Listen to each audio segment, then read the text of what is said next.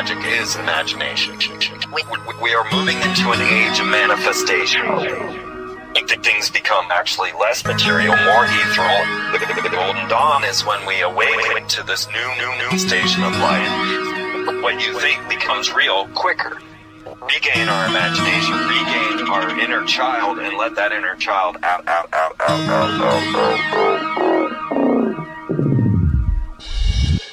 My name is Frank Castle, founding member of the music group Heist Click and New York City Neo Shaman.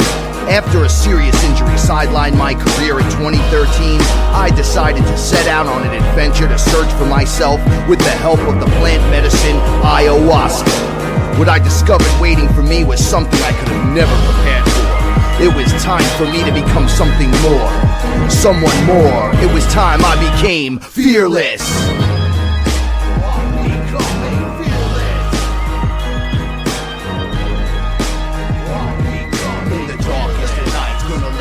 Shine as my heart beats a rhythm with space and time. When the light starts to shine inside your third eye, you awake to the knowledge that you never die.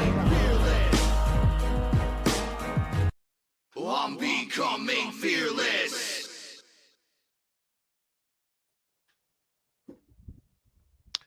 What is up, everyone? It's your main man, Frank Castle, your sorcerer supreme. And this is Fearless, and it's Saturday night. I know it's late. I didn't want to skip a day. So I'm gonna say what's up to everybody, and then just give a few minutes for people to kind of come in. Shout out to my man KG, Sons of the Sun. Don't forget to check out Sons of the Sun's music. It's awesome. It's S-U-N. S-U-N.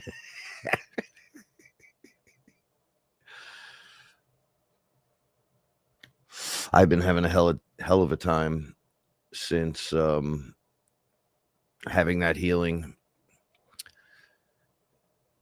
And sometimes healing's hard. I feel like everything has been shaken up in my body on top of a massive amount of physical labor. Shout outs to the Fearless family. Shout outs to everyone helping me get to the 4,000 watch hours for the month. We got a pretty good pace going right now. I don't think it's going to be that difficult, but I want to say thank you, because there's been an outpouring of comments and likes and subscribes and shares, and I'm just like, wow, this is amazing. But you know, let's keep it going. Let's keep it real. Let's make it rain again. It doesn't matter if we're the only two up in here. It's still a good talk. The information still needs to come out. I know people are having a hard time because I'm having a hard time, right? So you start to think to yourself, and thank you, by the way. You're pretty awesome yourself, kid.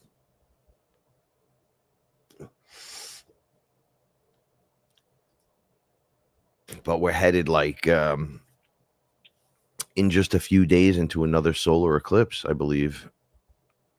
And it's going to get crazy again. The portal's opening again. New energies again. Lionsgate again. In Leo, by the way. Retrograde will have you dance backwards. Right into the portal. Except dancing backwards is uncomfortable and usually sucks. It's very difficult. You want to knock stuff off your list, and your list is, you know, A, B, C, and D. Plan 1, 2, and 3. Retrograde will have you making a 4, 5, and 6, and then none of them work until you stop trying to figure it out. Either stop what you're doing or do it differently. Communication becomes an issue. I'm going to admit some stuff that is just weird today. You can do some shout outs. Cannabis Corner, what's up? Hi, Lexi. I love you. Thank you. Yeah, this is my tie-dye. This is my jam right here, right? Woohoo! I got it a little extra big so it's nice and snuggy. But yo, I get angry. I think I'm made with rage sometimes. I think I'm made with rage and I don't know if it's stubbornness or just anger, pure anger. I try to let it ride through me. But I want to just say something for those that have this problem with people. So we're givers. I don't like to give that much. I'm going to be honest. Paula is like 100% giver. I'm like 50-50 with most stuff. Right. So she's always putting her best foot forward. How can I help? How can I be of help? How can I be of assistance? What can we do? What can we? So there's people in my house that hate that shit. They're just opposite. Right? But they'll tell you all the things that you do wrong all day long.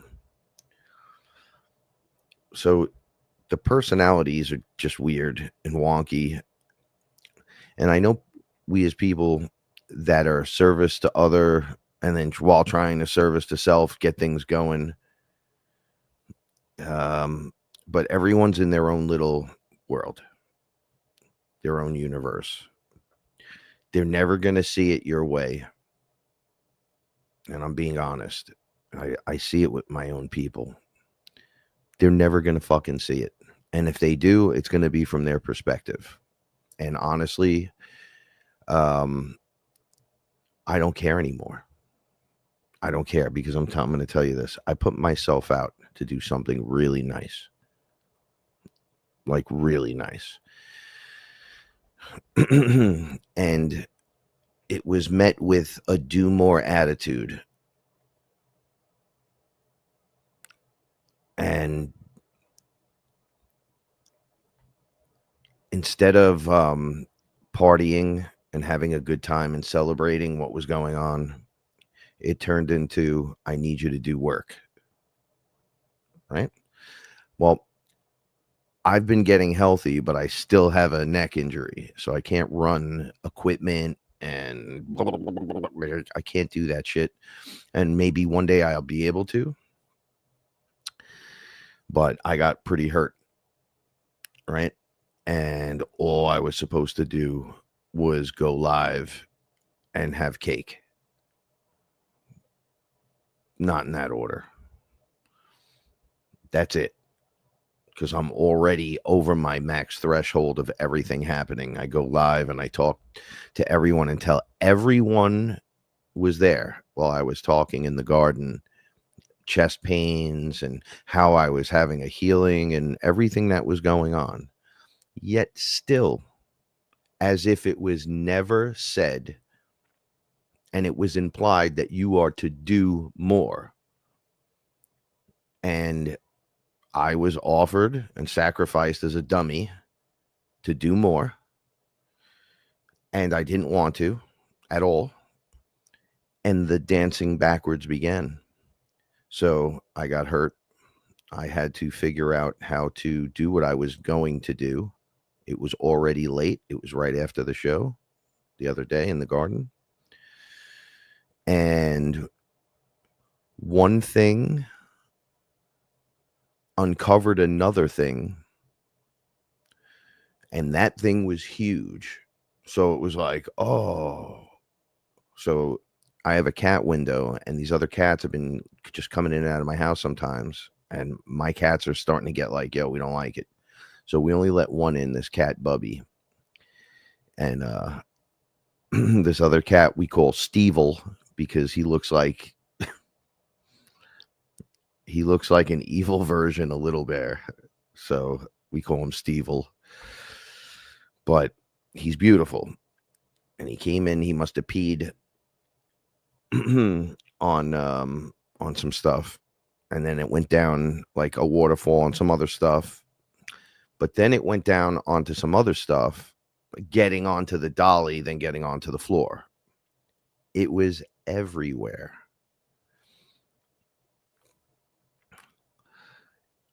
it was like the world was collapsing in on me. Every plant needed water. This isn't, this is a different version of me, maybe, that you'll see. You're going to hear me like spit out some stuff, but understand, I was trying to do the right thing, period. But this is when, and my point is this for this whole conversation is, when do you override? That's enough, motherfucker. That's enough. No more. No more today. The more I seem to do, the more seems to be required. I don't mind, but don't ever look at me like it's expected to be done, to point at it, make a face.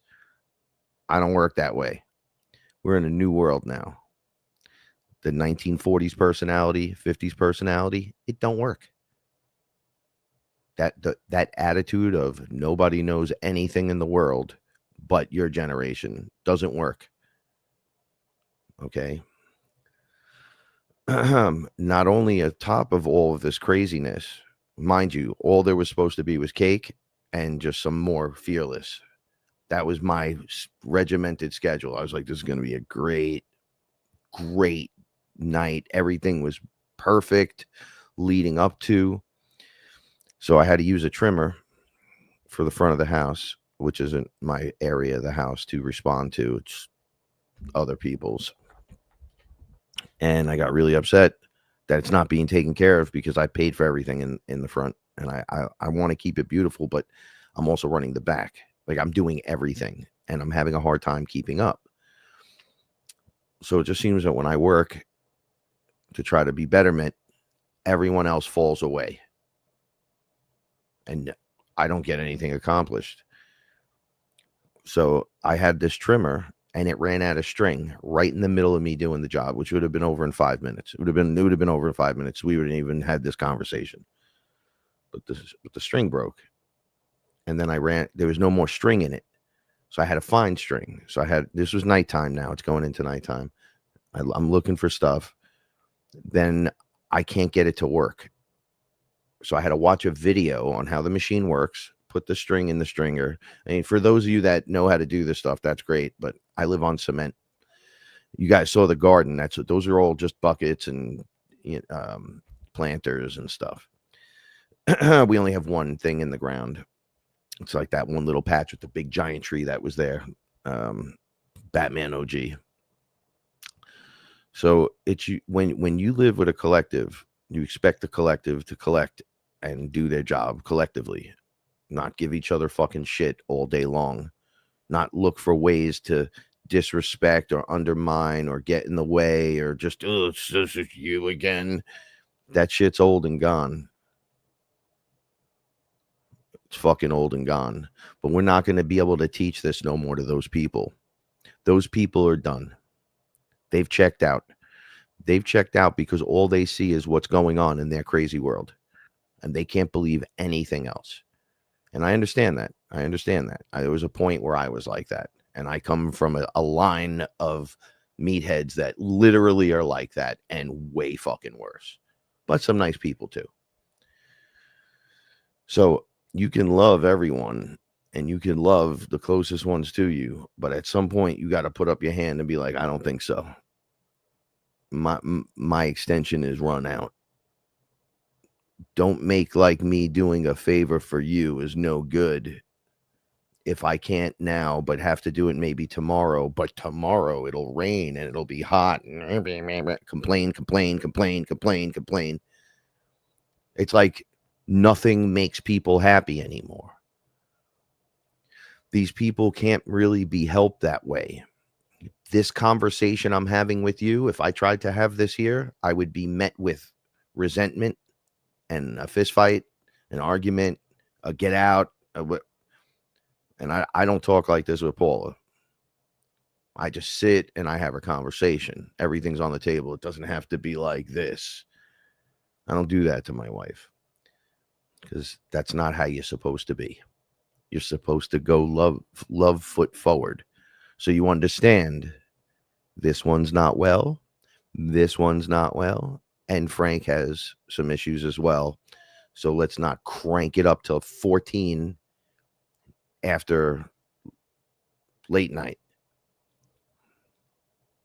But you try to be nice.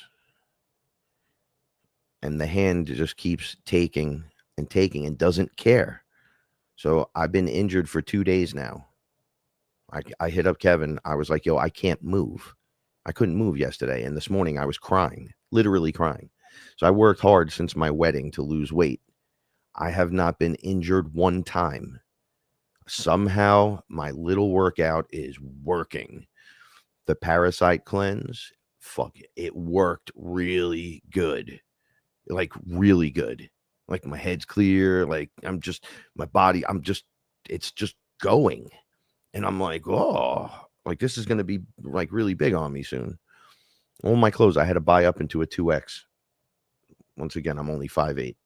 It looks ridiculous. I look like a muffin man when I wear things that are too big. But my body, when it's toned, looks like it was chiseled. So I have to put my love into that. Now, I'm not saying I'm trying to get jacked. I'm trying to survive. I'm trying to live. I want to love my life. I want to wake up and go outside and love it, regardless that I have to live at home. It's okay. This world is a scam anyway. I would rather be around people that I know than people that I don't. But at the same time, saving people is becoming a bullshit thought. Saving yourself at this point, at this juncture, is 100% more important than beating a dead horse with a stick and saying, no, but the Federal Reserve isn't federal. Like, I don't give a fuck. If you don't know that there's fluoride in the water and that it's a neurotoxin, that's your ignorance, no longer mine. It's ruining my experience. And I don't even have to say nothing. It's on the news and stuff. People are acting like I never said anything to them, that I'm a complete dummy, and that, just, I think there's a lot of us in this position, and we're expected to be, I don't know. I get looked at like I'm 4 years old all the time. Like, this dummy don't know how to do this. Yo, I cook the best food. I told you who taught me, Paula, and I'm her sous chef. So I make great fucking food. I didn't know anything. Nothing. I can lightly play chords on the piano. I didn't know how to do that. I didn't know how to cat. I can cat. I didn't know how to fucking Bitcoin. I Bitcoined. I didn't know how to crypto. I cryptoed. I didn't know how to gold and silver. I golded and I silvered. I learned all of it. And it still reflects that I'm a retard for some strange reason. That people still look at me at the dinner party like I'm crazy. So I'm done with the dinner party. I'm done with the birthday parties. I'm done with your joy and your happiness where I have to suffer for that somehow. Like, your joy comes out of my suffering to help you do something that you're not doing for yourself. Okay, go fuck yourself. We're in a new thing now. There will be no more of this. I will help because I love. That's it. Don't ask me to do anything. You know why? You no longer tell me what to do. I tell you, you don't tell me. That's one of my jokes that I make all day long. Paula will ask me to do something, and I go, that's great. Don't tell me what to do. She does it to me all the time. We catch each other. We laugh, because obviously we want to help each other. But when it's disrespected and it's ugly, and it comes off nasty and mean, and people have been like that. I've seen other people's family do that to them. Friends that are close do it. You know, my best friend Rich, he's my best friend. But I'm an older guy now. I'm 50 years old, right? So there's things that people do that piss me off. I'll fucking cut you out of my life in 1 second. But I can't cut him out of my life, right? But he has yelled at me 3 times this year. And 3 times I had to remind him who's bigger, who's stronger, who's faster, and who will put him through a fucking wall. 3 times. And so nicely. Like, dude, drop that down a fucking notch. Don't ever talk to me like that again. It doesn't matter where you think your fucking head is in this world. I'm not your target. I'm not your enemy. And I'm sure as shit not your fucking victim. So you have a problem on your hands if I get worked up. Right? I go, a lot of you take advantage with me because I'm very nice to you. And I stick my fucking hand out and you mistake my niceness for some kind of weird weakness. And my sword is bigger than yours. I'm stronger than you. Across the board. My will, it will be done in this lifetime. And my will is to take care of myself now. And any unjust bullshit, I'm not only stepping away, but I'm sick of it. Sick of it. I'm removing myself from the timeline where this is the bullshit that occurs. Like, I'm going to get from A to B and explain to people how to do it as I learn how to do it. But I have to shut off that nice guy sometimes.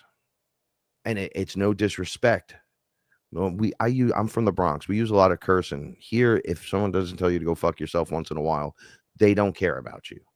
That I know that's weird.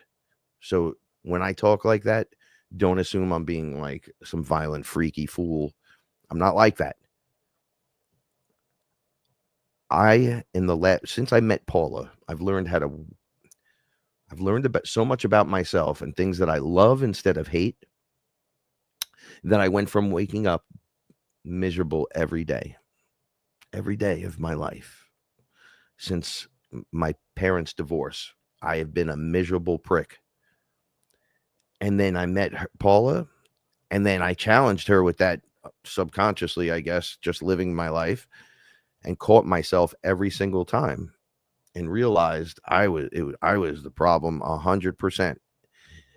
And within 2 years, regardless of fighting reptilians, going on ships, drinking ayahuasca with everyone or by myself, and doing all the things that we do, I woke up happy. I started waking up happy every day. Happy. I love my wife. I love her face so much. When I see it, it's like the happiest thing. I love my cats. But I'm going to tell you something.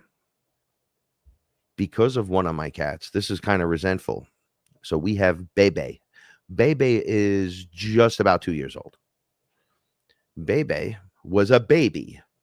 Bebe was Gigi, our cat with one eye who died as a kitten, got run over by a fucking car out in the street.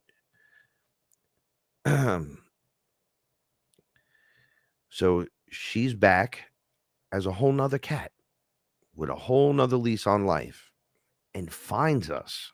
It wasn't from our litter. She followed Oscar in because she kind of looked like Oscar, right? The black with the white. And she followed him in as a kitten, and we opened the door and she came in. And we were like, holy shit, she's from down the road. Then I had a giant mushroom experience where I met all my cats that passed. And she said, it's me.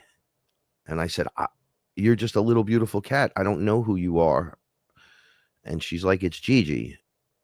And I go, oh shit, that's what you would have looked like, I guess, if you were in good health. It was totally unrecognizable. And then she goes, no, that's me. Is everything okay with that? She goes, did I do something wrong? She's like, Dad, I want to come back. I said, no, you come back. I love you. I didn't know it was you. I was like, they play tricks sometimes. I can't tell if somebody's going to play a fucking game with me and try to deceive me right in the middle of my, like, a beautiful moment. So under mushrooms and ayahuasca, I'm so stoically fucking annoying where I'm watching you, watching me, and they're like, watch the show. And I'm like, I'm watching everyone, because at any time one of you can fucking turn on me. So I can't trust you, but I can trust me. So what I did was cut out a lot of these beings, even though I work alongside with beings all of my info comes from my higher self. My higher self, I'll say during the mushroom trip, I don't want anyone but my higher self here right now. No ears listening. I don't want anyone else talking.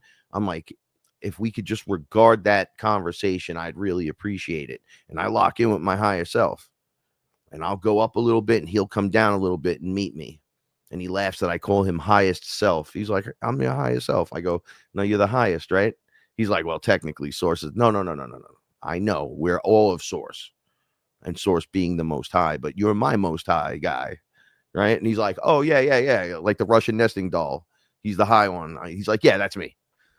I go, okay, let's get down to business. Back to the cats. So now I have this beautiful cat here, but there's a dog here. I'm already impeding by being here, having cats. So for some reason, nobody gets along. They just don't. So I have 4 older cats. Everybody else is dead and gone. I have 4 cats left out of fucking 21. When you first met me, I was taking care of everyone. And Sugar Pop, which is my cat, because she was like a cat that was very fearful, just grew up with me, I guess. She's 10 years old now, 11 years old. And she's my cat. She loves me, but she attacks Bebe really bad. And there's nothing I can do to stop it. Then Mama the cat attacks Bebe. Bebe goes downstairs. The dog chases her out. I have tried ad nauseum to get her to come into the house and come upstairs, just to come into the house. She lives in the fucking backyard. The heat and the cold and the this and the that, or in the basement. She refuses to come upstairs because she's deathly afraid. All the cats attacked her but Bear, and then Bear kind of slapped her up one day. Nobody looks out for one another. Nobody cuddles with one another. And you, cat that was fearful, that I'm trying to give so much love to, is the bane of my fucking existence. Because of you, this cat now, I can't get anywhere near Bebe, and it's been 2 months. I can't get anywhere near her. She's like, fuck you. It hurts my heart more than everything every single day, and there's nothing I can do about it. But I have to deal with this. So it drives her further. Now when I walk into the backyard, Bebe runs into the neighbor's yard. She just runs into the yard. Deathly afraid of me. I never did not know her. I've tried to protect her. Like you grab one cat. First of all, grabbing cats that are fighting is stupid, but I do.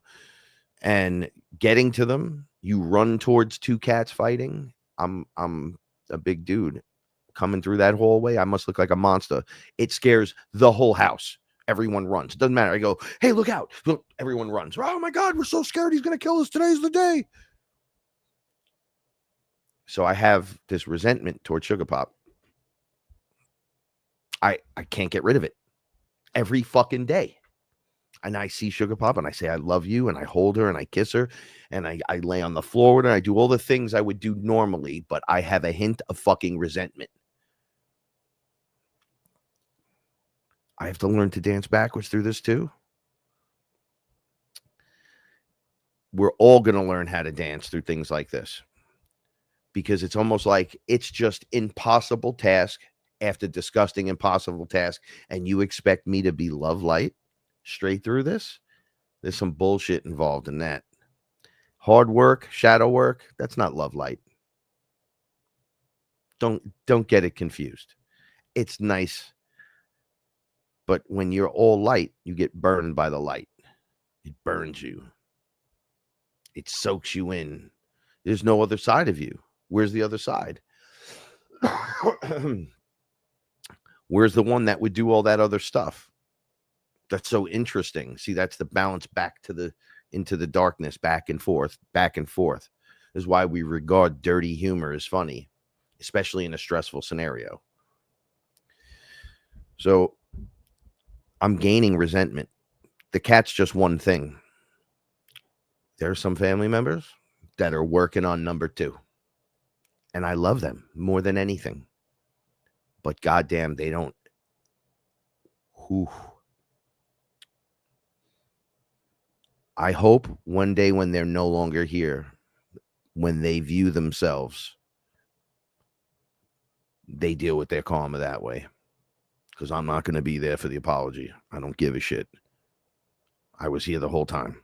Because you can get it fucking together. That's my fault. Because you look at me like I'm getting it together or I can't get it together. Dude, I had such a bad day. They rejected my appeal yesterday. So on top of all the crazy shit I was going through, it was on it was on Friday. So I get an appeal letter back saying, so we canceled your appeal. I'm fighting from my work life, from my injury on the job, and they're just motherfuckers. Like, I hate them desperately, and I want to send love at them.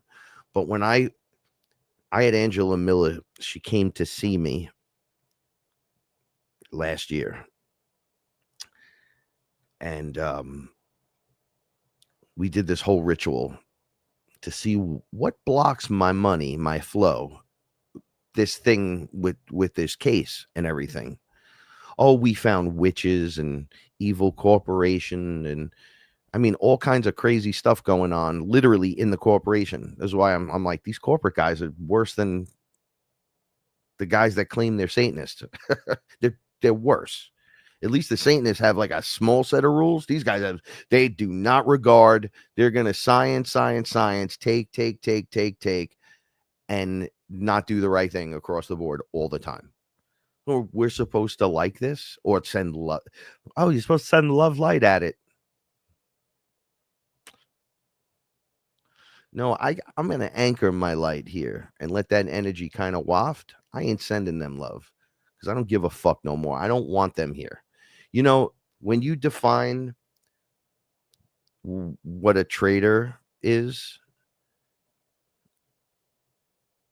and then what you're supposed to do when you get within the range of the traitor. Oh, this is the traitor? You treasonous? So you committed treason. All of you? You know what my grandfather used to say, executions are never off the table. I'm supposed to be love light. I'm like, but we can't have these people. What are you going to do? Just send love at the whole thing and let it crush you? Do you love the snake that's going to bite the baby? I don't know. Do you love the mosquitoes when you're smacking them off of you in the yard? That it's been fucking so bad here, so bad that there's apparently West Nile everywhere here, all from mosquitoes. Wink, genetically modified, built for homicide. Never seen nothing like this. It don't matter. You could spray your yard. It doesn't fucking matter. I can't spray my yard with nothing. Everything has to be organic out in my backyard. I almost got no shot back there. There's every bug. We got all the good ones, and we got a whole bunch of the bad ones. It's nonstop. But what do you do to the parasite when it happens upon you and you have one? You fucking kill it. Get rid of the parasite. It's not going to have a conversation with you about, hey, listen, I won't be as parasitic if you just like let me hang out here. It's like, no, you gotta go 100%. Goodbye. I don't understand. Right? You take the ivermectin, it kills the parasite. Gone. Go to the bathroom, flush. Goodbye. Not gonna miss you. Never liked you. Never liked any of your friends. Never liked your family. I know that sounds crazy, right? Sounds crazy. Love light. Dance backwards through the whole fucking thing. Here's retrograde. Let's spin it on its fucking axis while you're in the middle of spinning the opposite direction. Oh, that's intelligent. Let's try that. You wake up one day, you're here. You wake up the next day, you're here. I'm like, what the fuck is going on? Did I just walk into I understand people have bad days, but these people are mentally challenged. ignorant to scenarios, not having a good run with it. They're literally sick people. And they're walking around. Everybody's telling everybody what to do. And I'm like, yeah, I'm removing myself from this before I hate, because it sucks you right in. No matter how much good. I could keep doing so much good for certain people, and then they'll just get up the next day and tell me to go fuck myself and fuck off. That they don't like my face.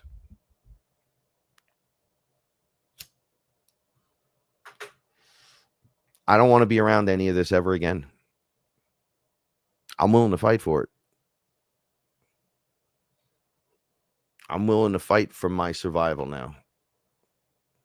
And it's not always a physical fight. It's an internal struggle that never ends. But how do I deal with that? Well, let me see. If you're having chest pains and you just had a healing, maybe not move around as much. So technically, a lot of this is my own fault. It's pretty much always my fault because I'm somehow trying to go above and beyond because it'll make me extra cool, or I'm being extra helpful, and it's not regarded. It's not given. Nobody gives a shit. And then disrespected because I'm still injured. This is what I was told. This is what I was told. This is what I was told. Oh, we get old, you know.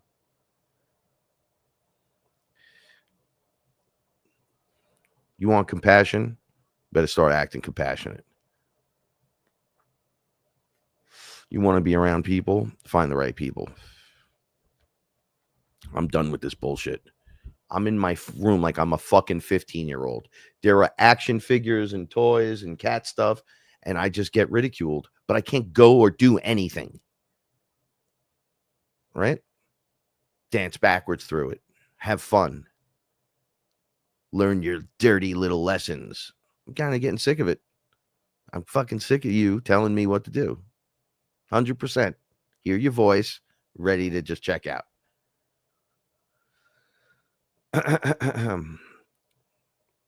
This is the hard work. This is the hard work.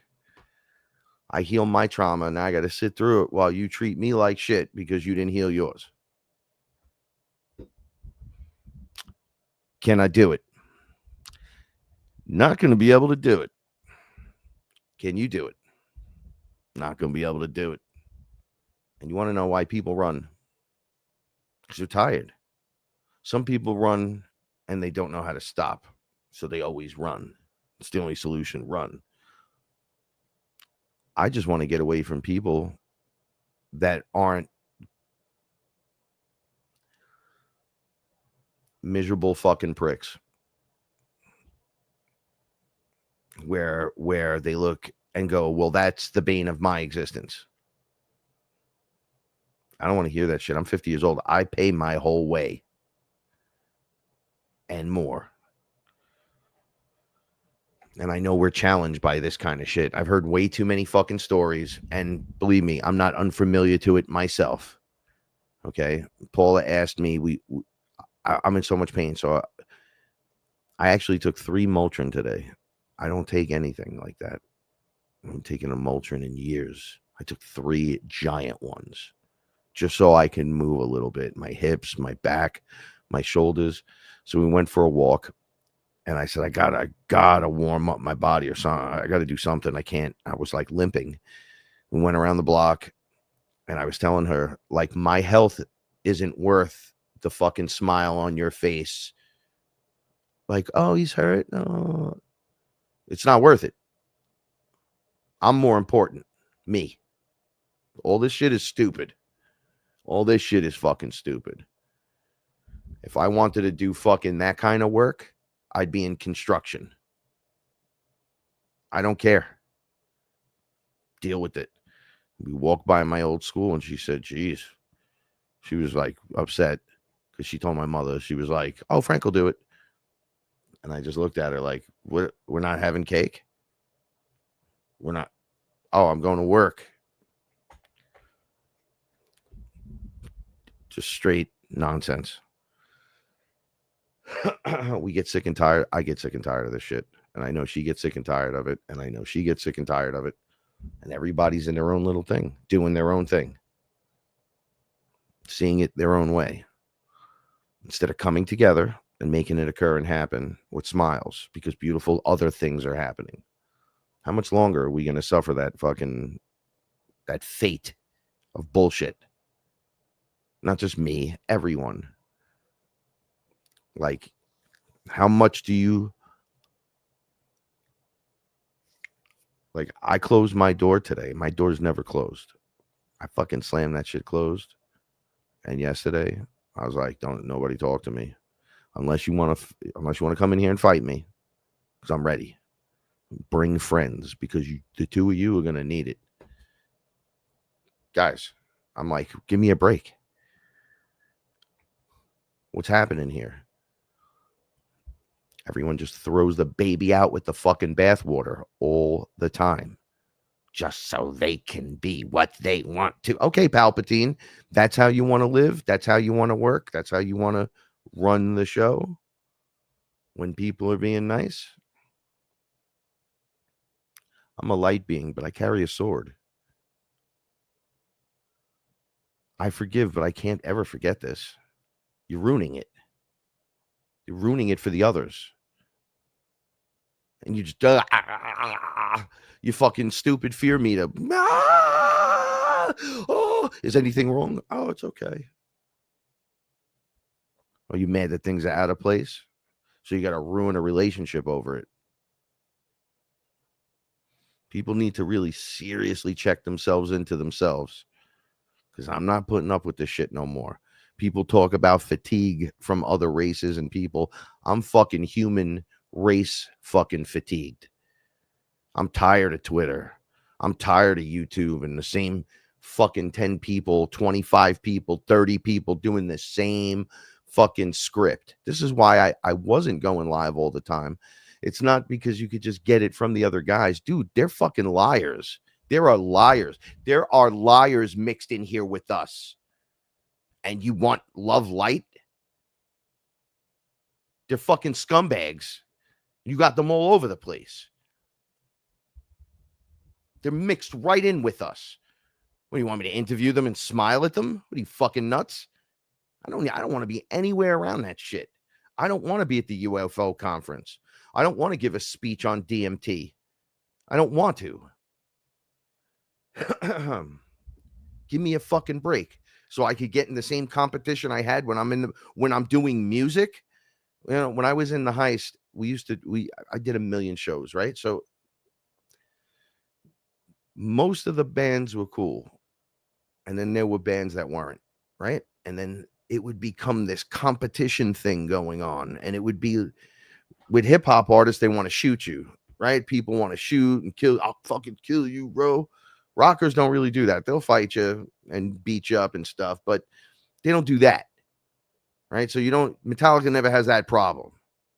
But we were high on the chart of moving. We were doing all the shows.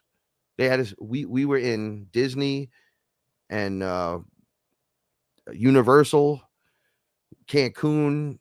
Then we went up to Canada. Bud Light hired us to the Bud Light line bikini contest we did for 2 months. I mean, it just goes on and on and on and on and on and on. And the ridiculousness.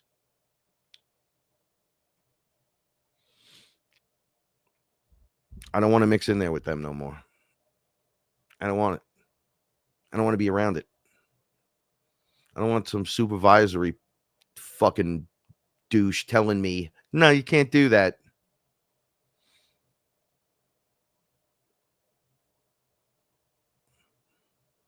No more laws against me and you. Start making them against yourselves. I'm getting fed up with this whole thing, man, the whole fucking process, because there's so much confusion. Some of our favorite people are full of shit. And the other ones are great. And even in the ones that are lying, they're giving to you a minimum of 10% truth. So it drags you right into the pit. Not everyone's a fucking super soldier. Sorry. Not everyone's a starseed. Sorry. Some people are just NPCs fucking pretending. They're reading other people's material and regurgitating it. Garbage. Garbage.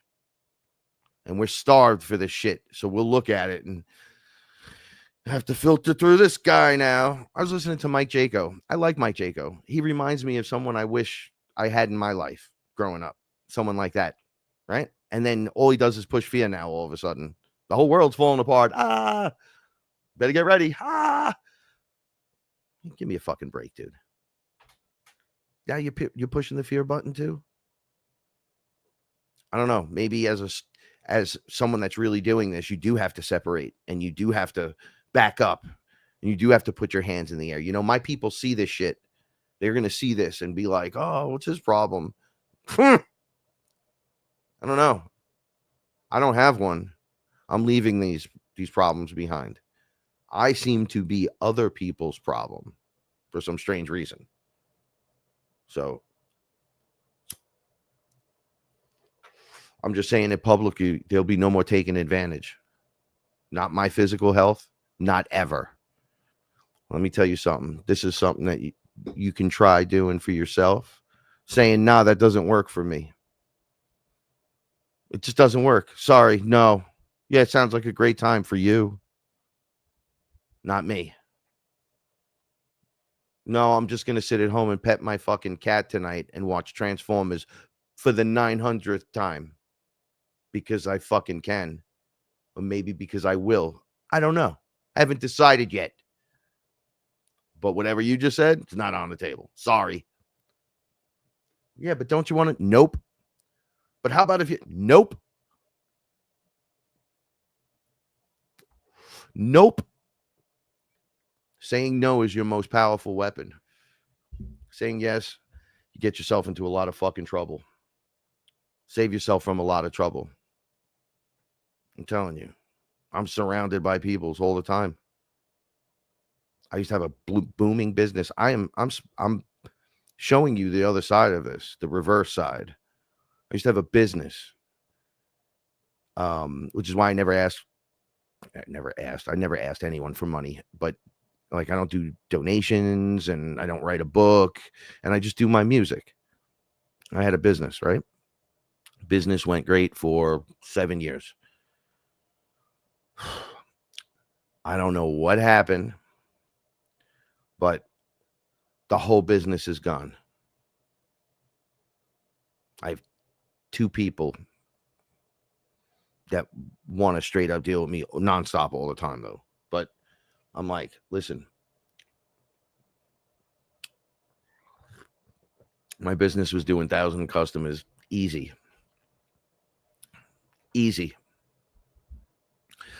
Couldn't run a website, but I ran a fucking business. And it's gone. It was like the customers dried up and disappeared. Everyone just went off to the 4 fucking winds. And I did not know that was going to occur. And it fell apart completely. It's like the cycle will remove from you, I guess, what you don't need anymore. But you're dealing with that. I know each one of you has this in your life where you're dealing with one thing, then you're dealing with another, then you're dealing with another, then you're dealing with attitude. Then you're dealing with this. And it's like, dude, I can't focus. So I have to remove myself from the whole thing. I have to. It's only going to cause more disturbance in the water if I don't. And the water's getting disturbed, believe me. Why are you trying to be nice and you're not just being nice? Well, I got to wake up every day and try. What? I don't want to be around you. Literally ever. I don't need that in my life, just like you look at me and don't need me in your life. It's okay. I can love you from far away. People are rough, man. They're fucking rough. And I know they're not easy, and I know this is hurting you. This is why it's a conversation. I don't need a therapist. I could just eat mushrooms. I could eat mushrooms tonight and then talked about that tomorrow. But I know this is happening. And now we're going into this more intense energy, right? And it's going to pull the split further. Like, I don't want to be around somebody that needs to take a vacation to get away from me.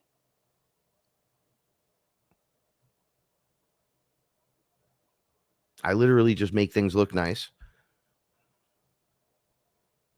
I have a problem in the morning for 2 hours. I limp and I have body issues.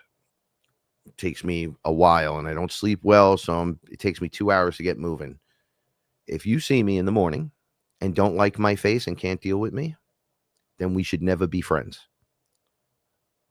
Because if you can't overlook me just looking a certain way in my natural habitat, then you don't deserve me at my best either. Oh, look at this. Oh, okay. We're going to start the day with that. I don't walk in the room and slap the dicks out of your mouth. Like, I'm frustrated with the whole fucking thing. I'll tell you what else sucks. Birthdays fucking suck. Why? There's one every day. Can't afford it. Got 1 million family members. Hate it. And now it's disgusting. People don't even fucking say thank you for the gift. They text you maybe a week later. I hate your weddings. That's why you weren't invited to mine. That's why there was only a slim amount of people there. Because nobody gave a shit for me. But we gave to everybody else. I don't want to be involved. I don't care. I don't want to be involved in that argument. And I don't want to hear it no more. Y'all people don't talk to me forever. Then you get married and I got to give you hundreds of dollars. And then I get married. Nobody even sends me a card. It's like me and my wife don't exist to some degree. Or maybe we're vibrating out of that. Like, it's over. You can see how communities are going to start to be built that are going to be way fucking different. Luckily, I don't live in an HOA. I would burn the place. No, I'm just teasing. But I would make it miserable to the association if they ever told me to close my garage. I would not care. So lucky. The split is real. The interference is real. So on top of all this, I told you I was going to tell you about Shiva.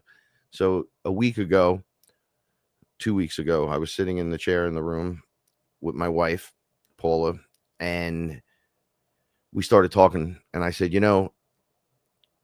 she brought it up. She said, Shiva, you met Shiva through me, which was really wild because he was working on me, but you engaged him, so he came forward. And I said, yeah. I told him, what are you doing around my girl? Right. And then he just came out and he told me who he was. He said, my name's Shiva. Who are you?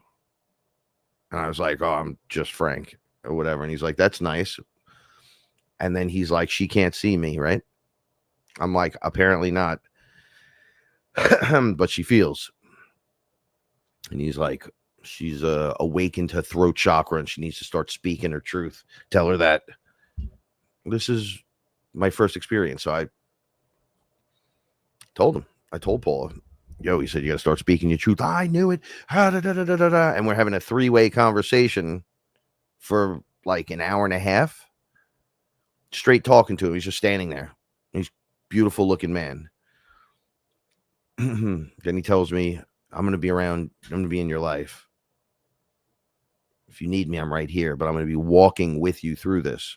So if you want to speak to me, just speak. I'm right here. So I've learned to work with him really well. I enjoy it. I tend to want to be like these guys because I make mistakes. I correct them immediately. And I want to move into a position where I'm never doing that again.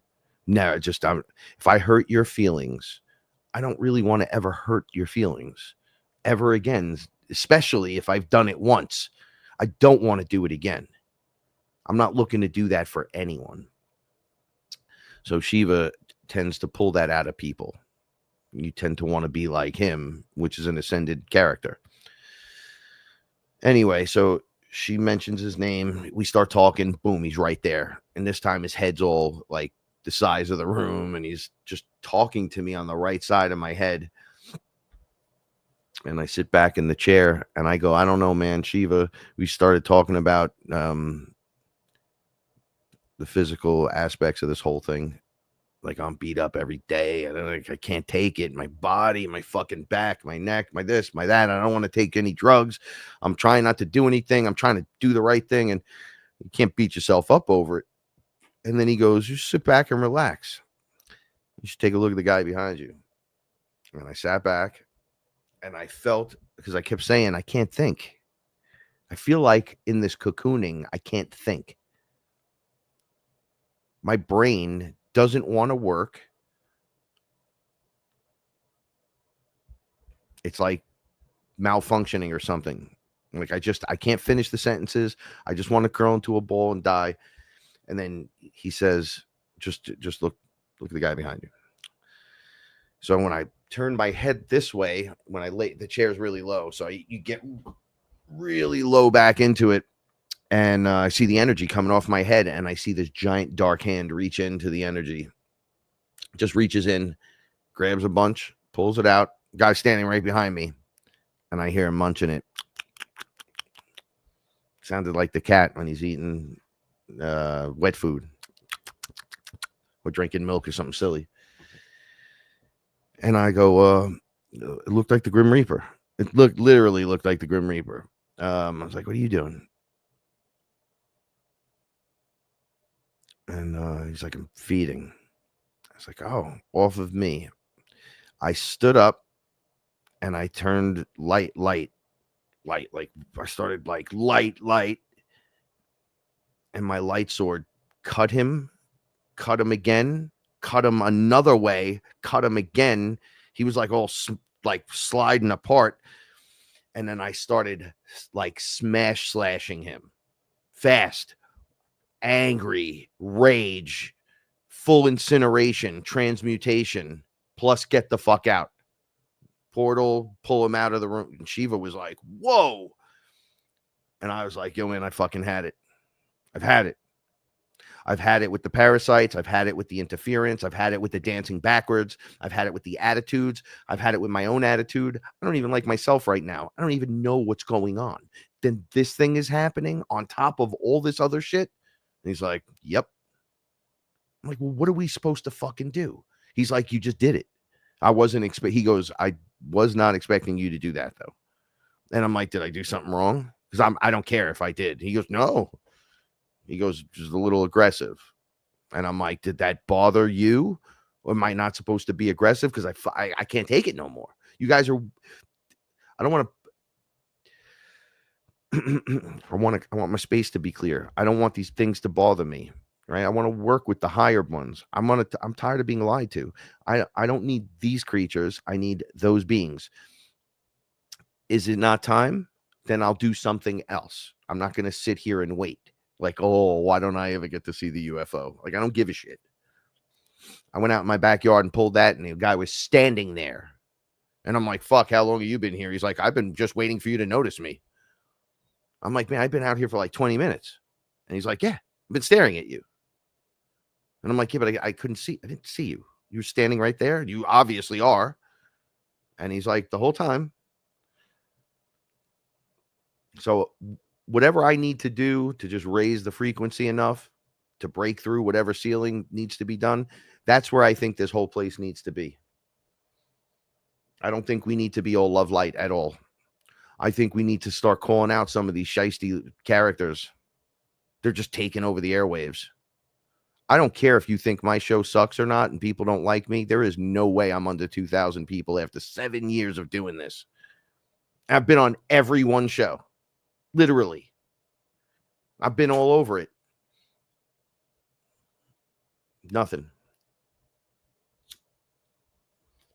I'll tell you what, though, sneaky in the background. So I've done really well with certain music tracks. I don't know if any of you really follow my full music career, and I don't expect any of you to, but we had a song called Finally Moving from the Heist Click, and it's being played like 1 million times right now, and it's still being played like crazy. And then a tribute song to Guru from the group Gangstar, and it's attached to all of his songs online. So those songs will forever be generating and being out there. And for the first time, shout outs to my man KG, Sons of the Suns Music. All Suns music is under those two songs. I was telling Kev, we're going to overtake the whole system. Everything I did in 20, we're going to do in 5 or 6. But we're going to have those 2-3 songs as our blockers. And just we're going to ride in that fucking wave. And sure as shit, we have 10 songs in the top 14 tracks, I think. I got 78 tracks, I think, or maybe more than that are out there. So that was pretty fucking interesting. So I can see the goal lining up. Mind my own business, create my music, talk when I need to talk. Don't say anything when it's time to not say a word. And then when it's time, when you're not interested in something, just say no. Don't waste anyone's time. The answer's got to be no. I've been in more pain than I've been in all year. In the last day, I'm shocked out of my mind, and I will not go out of this without learning a fucking lesson. And the lesson is no, I don't think so. Not today. Probably not ever. It's not my thing. I don't like it. I don't eat it. I'm not trying it. Back up. That's not for me. Like, I have a hard time being in crowds, right? So I want to see a good music show, because I've seen every music show. I've seen I got a stack of tickets I keep from Ticketmaster for my whole life. Shit's like a book. It's like a thick thing just loaded with everything I've ever done, or a lot of them. I can't be in the crowd no more. If I'm not on stage, I can't be in the crowd, because I was on stage for 20 years. I ended my whole thing and then never went back and saw another show. I was just me riding out on stage. So if somebody's like, hey, you want to go to the show, and I know I can't handle it, I'm not going. And I don't care. I got to look out for me right now. Maybe one day it'll be yes, but today it's no. Anyway, I'm going to stop bitching like a little homeboy. I don't even know if I want to keep this video out past the people that see it tonight. I don't know.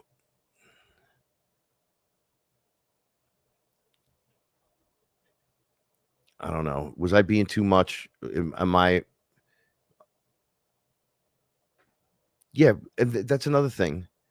Lexi, I feel sorry about the system too. You know what I hate? I hate saying sorry. I hate like my wife always says, oh, I'm in your way. Sorry. Oh, I'm doing this. Sorry. Sorry. And I'm like, you're obviously not sorry. Just get the fuck out of the way. Right. And I tease her, but you don't have to say you're sorry to me. You didn't do anything. Fuck them. I don't feel sorry. I feel sorry for children that have been hurt. That's who I feel sorry for. I feel sorry for the brave men and women that didn't know what the fuck was going on, and they gave their life for something they didn't understand. I feel sorry for all the people that have been going through this ascension shit way before it was ever even a thing in its daddy's pants. Because I sure shit didn't remember. I'm tired of feeling sorry for the other shit. I'm not sorry. It's just not, sorry, not sorry. I'm done. I go on Twitter. I'm like, all you politicians belong in jail. Do you know, I was at a lunch one day, and one of the local politicians came into the diner, and he was shaking everybody's hand. And I said, I really hope this asshole doesn't come over here, because I knew who he was. I'm like, he's corrupt. And they're like, well, they're all corrupt. This is the people around me. Well, they're all corrupt, so you have to go with the one that you're not. I'm like, get the fuck out of my face. I'm eating. Literally. Because I'll get up, I'll punch him right in his head. I'll send him out of here fucking first class, homie. So he comes over and he's like, hey, whatever, nice to meet you. And I go, get the fuck out of here. I'm eating. Okay, I didn't come over to your table and slap the dick out of your mouth, buddy. I'm not shaking your hand while I'm eating. Get lost. You ruin people's lives. 100%. You 100% ruin people's lives. So why would you come and try to shake my hand? You want a friend? No, you want to look good on camera. So I told him what was up, and everybody's like, "Oh, why'd you do that? He's a nice guy." And I'm like, "When? When was he a nice guy? When was he a nice guy? When you got invited to something and then there was food there? You're the problem. There's not enough red-blooded Americans around. That's a problem. You can go and take your favorite politician and polish his knob over there. 100%. Not putting it up with it.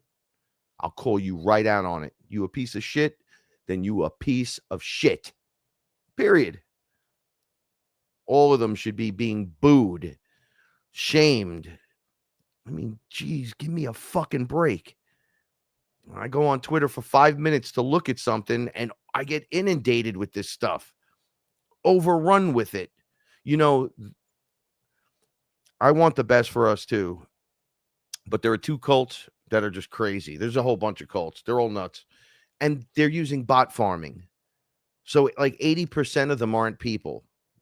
They're just pretend people. And I'm sorry, I paid for that to get a blue fucking check. I don't even want to be there no more. The thing I love is Lexi and all the girls and people that I met through her that were all like us.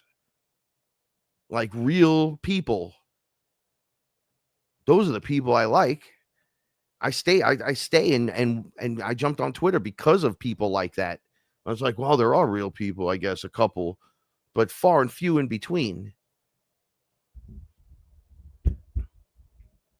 I don't know, man. I don't trust anyone anymore either. It's a whole nother thing. You got me dancing backwards and then you want me to put trust into stuff. The only person I trust is me. I kind of trust my wife almost 1,000% though, too, because she's actually saved my life multiple times. But outside of my house, it's hard. It's hard. You know, one of my family members said to me once when I got hurt, the girl I was living with kicked me out. She was like, well, if you're not going to be able to work, I don't want you around the house. And, blah, blah, blah, blah, blah, blah. And she kicked me out, literally. And I was like, oh, fuck, great. So this person said, oh, you can come here if you need to come here. I says, well, I would never do that, but thank you. But if the invitation's open, you know, maybe one day I'll use it. And then that happened right after that. So I said, hey, listen, is it all right if I come through? Probably just be a couple of weeks. I just need to reset myself and then move in a position. I'll go get an apartment. And they said no. Why the fuck? Just like this. Why the fuck would we let you do that? After just being nice and saying, hey, this was family. So I don't trust many of my family. You know, my stepmom, her son died a couple of years back. 2012 or some shit around then, and he used to bully me really, really, really, really bad. He was way bigger and he was way stronger. And growing up, I hated him. Well, he's gone. I don't hate him no more. He wasn't like that in his older years, so I don't care. And he passed away. She looked at me and said, "You should have died."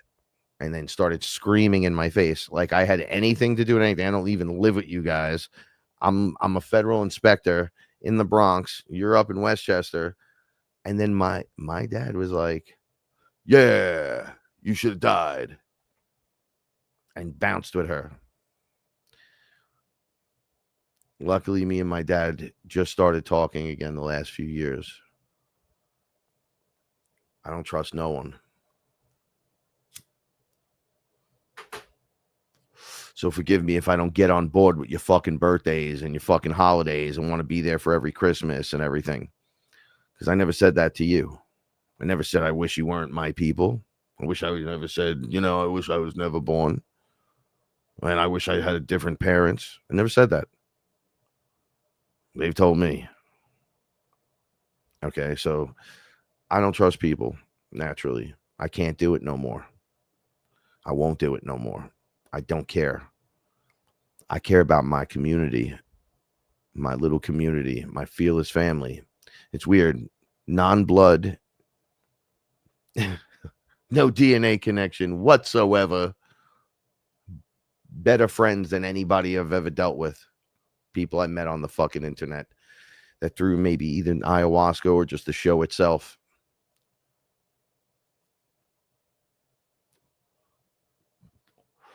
So fucking weird, man. It's so weird talking about that kind of stuff. You always want to hear about the ETs and the this and the that. And it's like, yo, sometimes your biggest challenge is going to be mom or pop or brother or sister or son or daughter, aunt or uncle. That's going to be your challenge. No reptilian's going to challenge you like somebody that's not ready to for any form of change at all.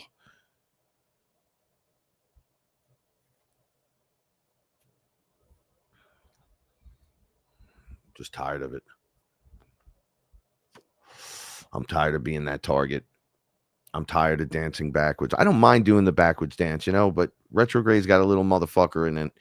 It was so downstairs. I had to, in the midst of doing all this crazy shit, I had to do laundry. All my sheets needed to be done because I had the dog sleeping in my bed, and then I had my cat sleeping in my bed, and then one day it just smelled like dog and cat in here, and I said, dude, it's only been a couple of days. So I went downstairs with everything, threw everything in the wash, turned around, and almost you ever hit your foot on something sticking out and bash your toe and just be like, oh, my toe's broke. I think it fell off. That's how hard I hit it. I hit under my foot, like right here in the big chunk fat piece with the little toe is. I hit it right on the knuckle. I thought the knuckle came out and hit me in the jaw like in a cartoon. That's how hard I hit it. I just spun like I was dancing fucking backwards and smack dab, and my foot looks like a fat little pancake right now. I know it's hard. I'm not complaining. I'm trying to show you that it crashes on everyone.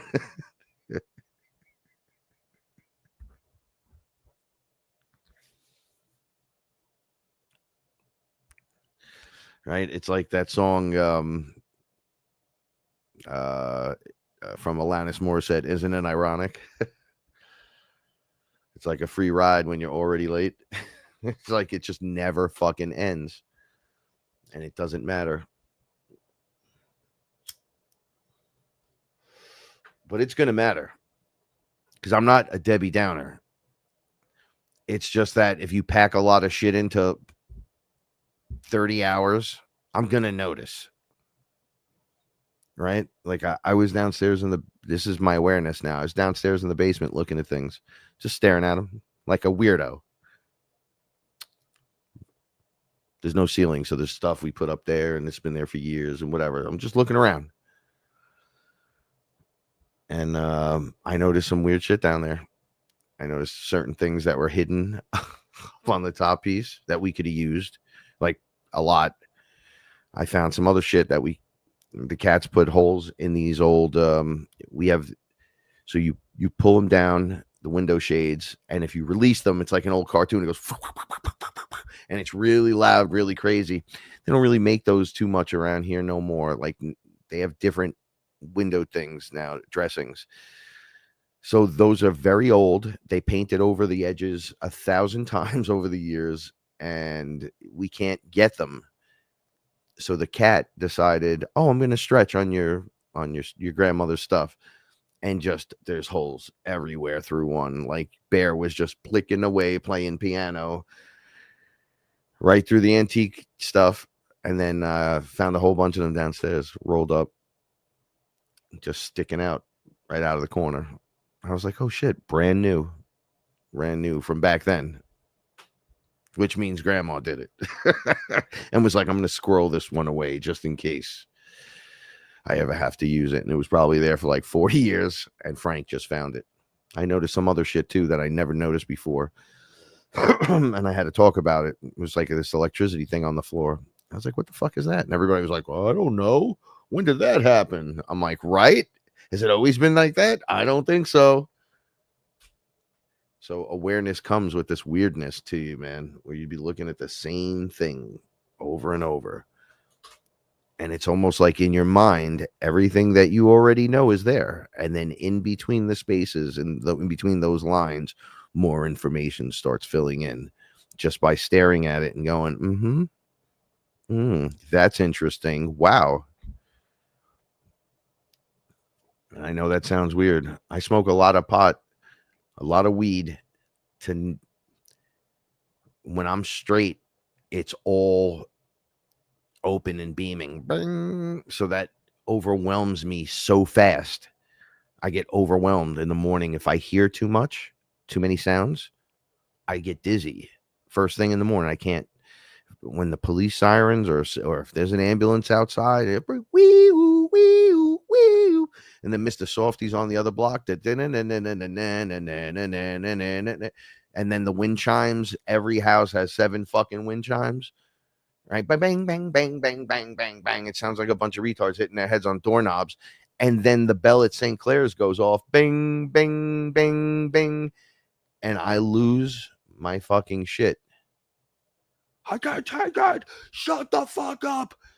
Like I can't. It just so overwhelms me, or it shuts me down completely. I feel like I'm gonna faint and throw up. Like, oh, what's happening? It's too much. And the light and it's too much. Too much input happening all at once. Right? And I know that happens to all of us, right? My favorite is when you go outside and you get locked down. You got to walk around.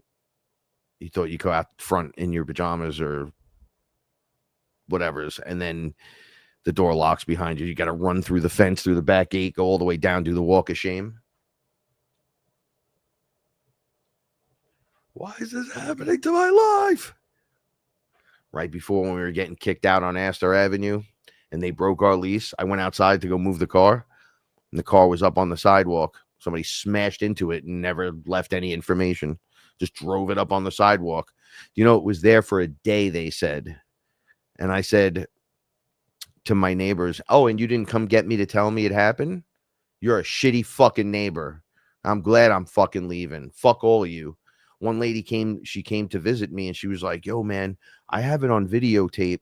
I thought you knew, but I didn't see you. I told one of my kids or whatever. And I'm like, you're the only person, and there's 90 people here. Everybody's supposed to be helping and looking out for everybody, but it was fuck Frank as soon as it happened.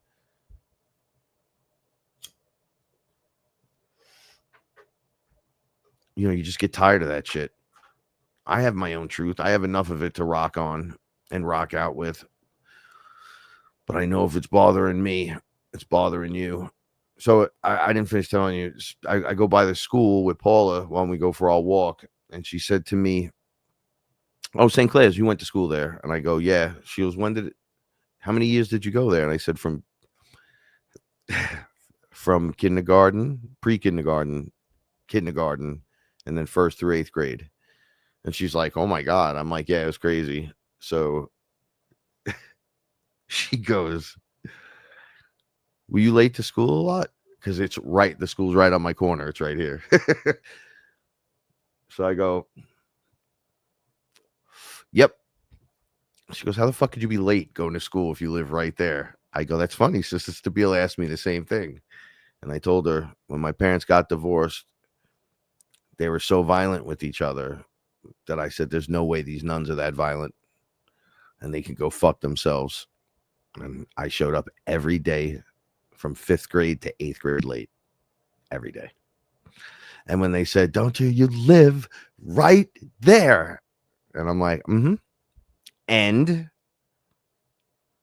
I'm like, is your rule? You're getting paid enough money to shut the fuck up for me to come here. That should be plenty. And they're like, oh my God, he's having such a hard time with the divorce in his house. I said, if anyone ever says to me, I'm sinned because I haven't been in the church, when Father Tom has been banging my little cousin since she's 14 years old. And you're going to tell me because I didn't go to church on Sunday to fucking get on my knees and do fucking Hail Marys? You piece of shit. I'm going to be late every day. Fuck your system. And there's nothing you can tell me otherwise. And that's too bad for you. And I didn't give a fuck. She came, she said, Frank, why are you late today? And I said, because I was watching GoBots. Why? So they were like, I laugh all the time about it. These kids started singing, go, go, go, bots. They were doing the song. And then she goes, shut up, shut up. So you were watching cartoons? And I was like, go, bots. You know, the Walmart Transformers. And everyone just started laughing. And she's like, is there something wrong with you? And I'm like, well, yeah. You didn't notice? They never bothered me. I graduated with an A. So they were like, well, he's doing all his work. I'm like, it's because you keep punishing me and putting me in detention. I just do all my fucking homework. And when I go home, I go out with my friends. And my friends ever see you talking to me like this, they will knock you the fuck out. So be careful. I had a crew of friends from the park. It didn't matter who you were. You talk to one of them, it better be the parent. Outside of the parent, you're getting jumped. Don't matter who the fuck you are. I'd be like, that's my gym teacher. They'd be like, fuck him. He's getting beat down. He decided to come into the park at night. And that's just how it was over here, man. So it's weird for me to be in this position. I'm fucking glad I'm out of it. And I'm not dealing with this no more. I have my own checklist, right? And I'm not taking anything out on any of my people here. I'm not. I'm just... Everyone's doing it to everyone. I know it's happening. I see it in the fucking street, the way people talk to each other, then the way they look at each other. Bunch of lying, cheating, stealing, conniving, bullshitting motherfuckers, and you won't look at yourself in the mirror and just admit it and be like, you know what, I am full of shit, and then just stop doing that. Can't make any of you see it. I can't walk you in and say, hey, look, here's my friend. Can they see? The answer is always no when I do that. So there's nothing I can do no more. So I'm not useful here. My injuries aren't, I got to do everything that will not injure me and find my love in that. Period. I know some days you got to lift some heavy shit. I know. And some days you can't. And there's some work you're just not made for. Like I tell Paula all the time, I will never put up sheetrock. You'll never see me try to lift something and bring it up the stairs like that. I just won't do it. It's not worth being injured for 6 weeks, 8 weeks, permanently, just so I could carry this from here to there. It's worth it for me to pay someone to do that. Oh, but you don't want to build your own thing? No. I don't want to build the pond and the waterfall. I don't want to carry rocks. I don't want to dig ditches. Do I want to grow trees and plants and gardening stuff and weed trees and shit? Yes. So in there's a happy balance. I'm not putting the roof on the house. I don't give a fuck. I'm not climbing the ladder because if I fall, I'll never, ever, ever, ever, ever, ever let you fucking... I'll be like, this is your fault. You made me go up there and do that shit. And you don't want me to be like that. And I don't want to be like that. So I just stay away from it. Everyone and the people get mad. And it's like, you know what? Get mad. You ruined my fucking... I've been mad for days. Nobody gives a shit. Nobody cares. I had to lock my door. I had to be like, just everyone out, including the cat. I'm mad. You know, I admitted a lot of things tonight, hoping that someone out there just gets a fucking... Just realize you have a friend out here. You're not the only one. Life ain't up and dandy. I'm not a rock star like that, right? Where I'm just pimping and rocking and rolling. Dude, I have action figures swinging on my light in front of me with 2 screens up in a room that looks like it's for a 15-year-old with a giant picture of me and my wife going right there. Do you know I haven't slept in the same room as my wife in almost 2 years? Here's my bed. Right there. because I toss and turn like a little bitch and I can't get it under control because of my back and neck. So I have 5 different fucking pillows, 6 different things, and we can only fit a full side inside. And you know what? The cats, the way they are now, 3 of them sleep right on the bed with her, leaving no place for me. And the bed has a dip in it because it's old and we can't fit a queen in there. And it just never ends, right? Look, even I catch myself. I don't want to hear myself. I don't want to hear it. We all got to do what we got to do to get out of our scenarios into a situation that's just better for us. It's just better for us if we don't sit in it or if we learn a new way to deal with it. All right? People don't like change because they're afraid of something. I don't know what it is. I feel it inside. It feels like a Monday morning and there's school. Whenever a big change is upon me, I could never sleep. No matter what it is the next day, I could never sleep. I'll just be sitting in bed like in a meditative state, complaining the whole time that this sucks, right? And then weird shit starts happening immediately. And I'm like, well, that kind of doesn't suck. So I deal with it. You know, I do all my work when that's going on the inside. But man, it makes it difficult to learn how to do work on the computer, being like that kind of the person that I'm becoming. It's hard to do some of the things that I've been doing, and I don't want to do other things. Like I don't want to input information all the time. I just don't. I don't want to sit at my computer all fucking day and just type away at keys. I don't make any money from this, right? So it's not like I'm fucking raking in the dough. I'm spending hundreds of hours this month trying to get things off. I've been doing this for 7 years, and there's dudes that have been doing it way longer than me that do give you constant stuff. But is it really fulfilling? I mean, once you learn like Billy Carson lied, isn't it hard to watch him?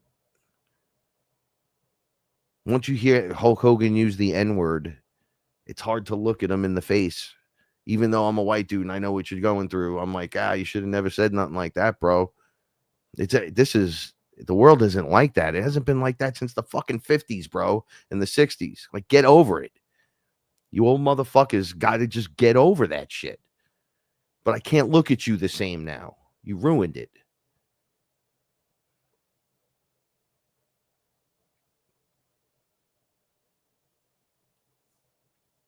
Yeah, it's a rough one, man. It's a rough one. So I got so deep in this shit that last night, Paula thought it would be good to put Happy Gilmore on, like the new one. The movie was awesome. It was so funny. It's the best second movie, sequel that I've seen in a long time. It nailed it perfectly. And it was kind of funny. And I wasn't in a funny mood. So I only laughed at one part really hard. I was like, dude, that's kind of funny, like detrimentally funny. And there was a couple more where I really wanted to, but I was so angry still. And then I don't want to watch it again. I don't want to watch anything again. Anything from this week. I want it out of my life. Right? And I'm like, man, that's not how life's supposed to be. Right? I'm like, I don't care. I don't care. I'm pulling that like a big fat bald cherub baby. But maybe it's necessary. Maybe the final key is saying, I don't give a fuck. I don't care. I'm probably not going to have this stream up tomorrow. So everyone that's here and shared this with me, I appreciate it. I appreciate you. Click like on it anyway. We'll go out with a bang, and then I'll just do another show tomorrow, and I'll bring it back. Maybe by tomorrow I'll know how to dance in reverse into the solar eclipse that's in a few days. I got some good news. Matt, the Interdimensional Traveler, is going to be back on Fearless Conversations Thursday night, the 31st at 9 p.m. Matt and I are going to do. I love that guy. We had really good conversations. I never met him. He wrote me a letter he emailed me. I was in the middle of the move, so it was really bad timing. And then he caught me again. And I was like, all right, fuck it, let's do it. And then as soon as I saw his face and heard his voice, we started just, and I was like, I love this guy. Oh man, I should have did this sooner, man. This would have been great. So now we're going to do another one. He was our first episode of Fearless Conversations in the new volume. And on Saturday night, August 2nd, I'll be on Raven Star's Witching Hour with Solaris Blue Raven. So check that out. Shout outs to Andrew Sly. Yo, Sly, man, thank you so much for everything. I know. We feel his family, brother. And I love you, man. I love the fam. It's hard to be honest. It's not hard for me to be honest. I want to say it again. Here's me. I'm sorry. I feel sorry for feeling this way about what's going on. And I don't want to feel sorry about it. I don't. I want it to go off into the distance. Not me go off into the distance. That go off into the I don't want to share space with you no more. I don't want to share space with that. It's fucking crazy, man. It is crazy. But there is something for everyone, and there's everyone's place. And we're all being called to do different things, different times, different places, new faces, new people. It'll happen. God, I don't know when. This roller coaster is like a heartbeat monitor, right? Like, it's like, yeah, it's great. No, it sucks. Yeah, great. No, it sucks. No, it sucks. No, it sucks. No, it sucks. Yeah, it's great. Like, it's like, bro, what the fuck? It's like the Bitcoin chart. Dun, dun, dun, dun, dun, dun, dun, woo. Dun, dun, dun, dun, dun, dun, dun, woo. Oh, jeez. You know, I want nothing but the best for everyone. I really just want people to be happy rather than be fucking grumps or blame everyone else for their problems. And when I started clearing up my own shit, now I'm at this level. I have my daily grind, but I'm noticing that, like, for some strange reason, I'm always on someone's shit list. How? I'm 50 years old. I'm married. I don't bother anyone. You should not be assuming anything about me, except I heard he's really happy, because that's the truth.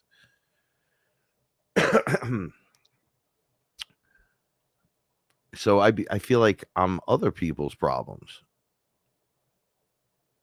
That kind of hurts. And I know it's just because they don't fix themselves. But I can't sit there and be in that tornado while you figure it out. Yeah.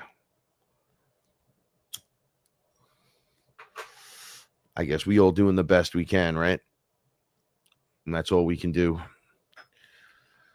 Weapon X5, what's up, man? So, yo, cannabis corner. I just want to say this. So, the plants that I showed everybody from my garden the other day,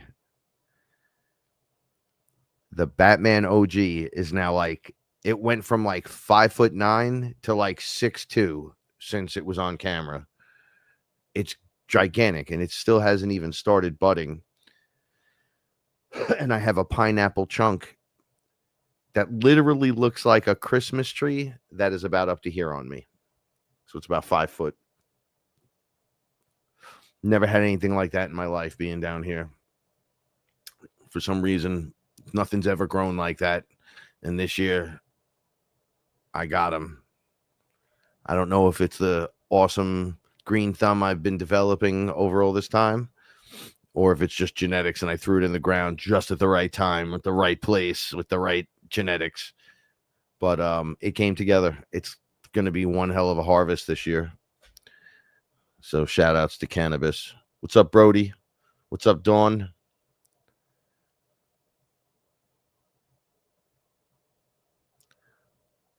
What's up, Miss Fisher? Hey, Meg. I'm shouting out everyone.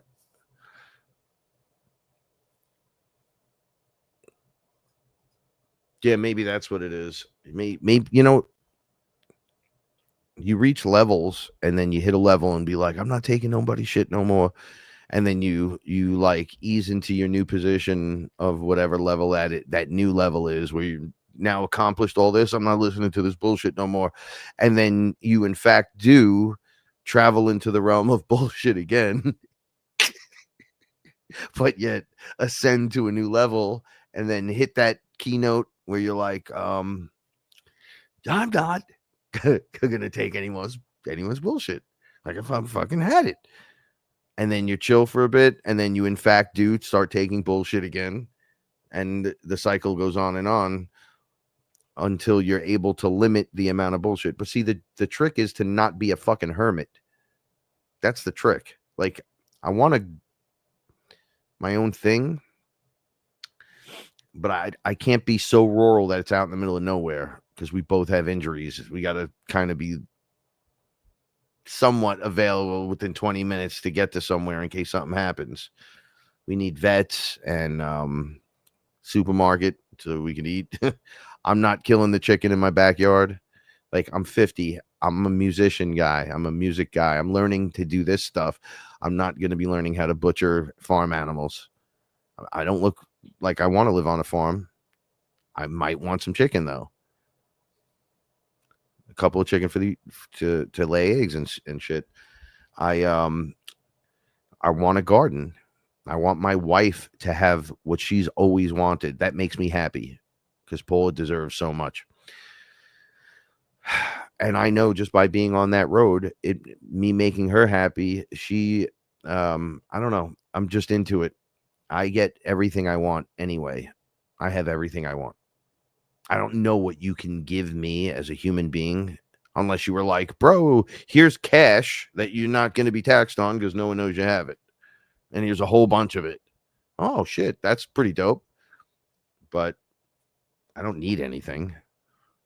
I got nice clothes. I got bummy clothes. I got sleep-in clothes. I got fucking socks, underwear, 100 colors, because she hears, oh, you like that underwear? You like that t-shirt? 4,000 of them come running right in. So I'm fine. I got everything. I got stuff that inspires me. It's my job to create as well. It's not just keep consuming and taking and having. You know, Nick Zervos, shout out to my man. He sent me a I'm going to show you. I built this fucking thing.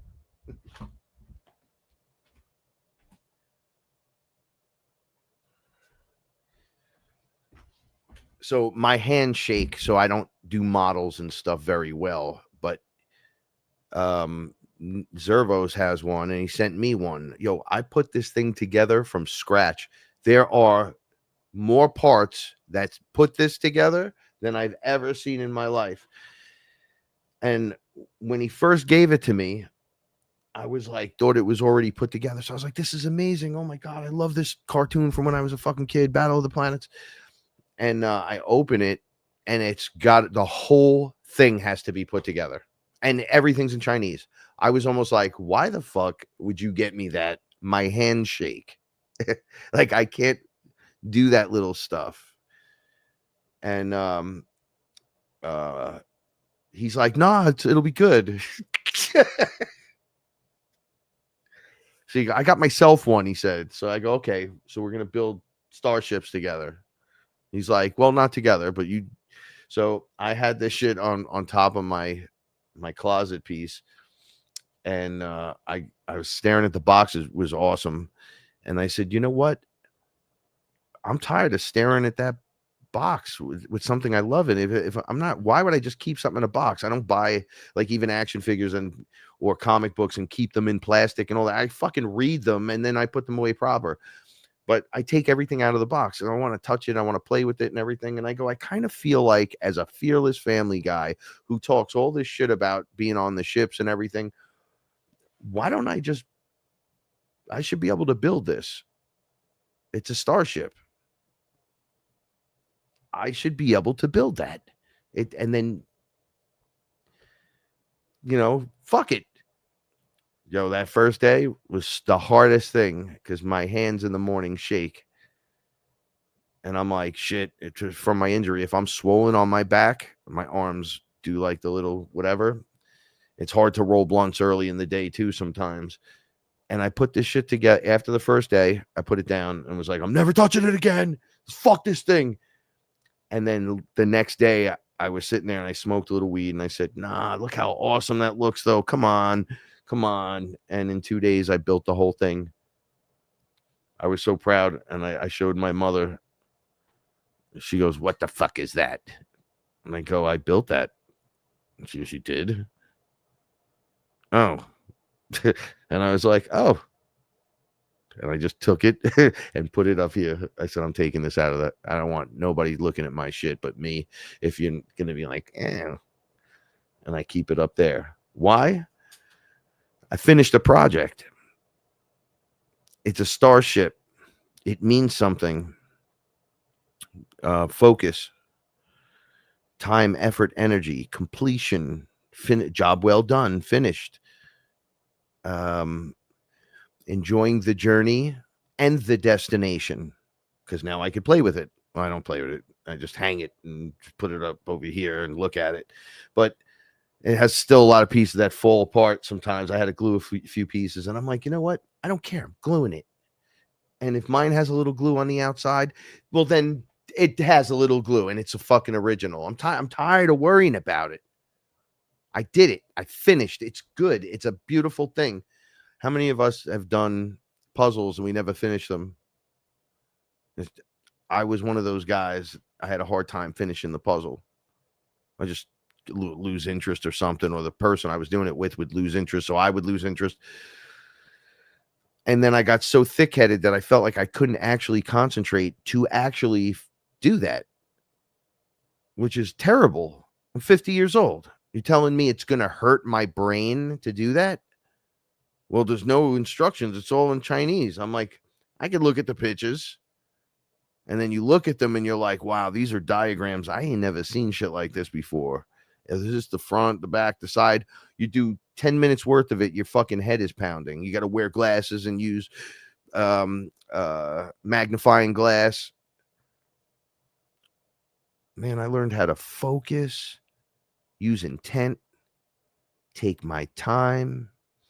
By the time I finished, I was enjoying each piece.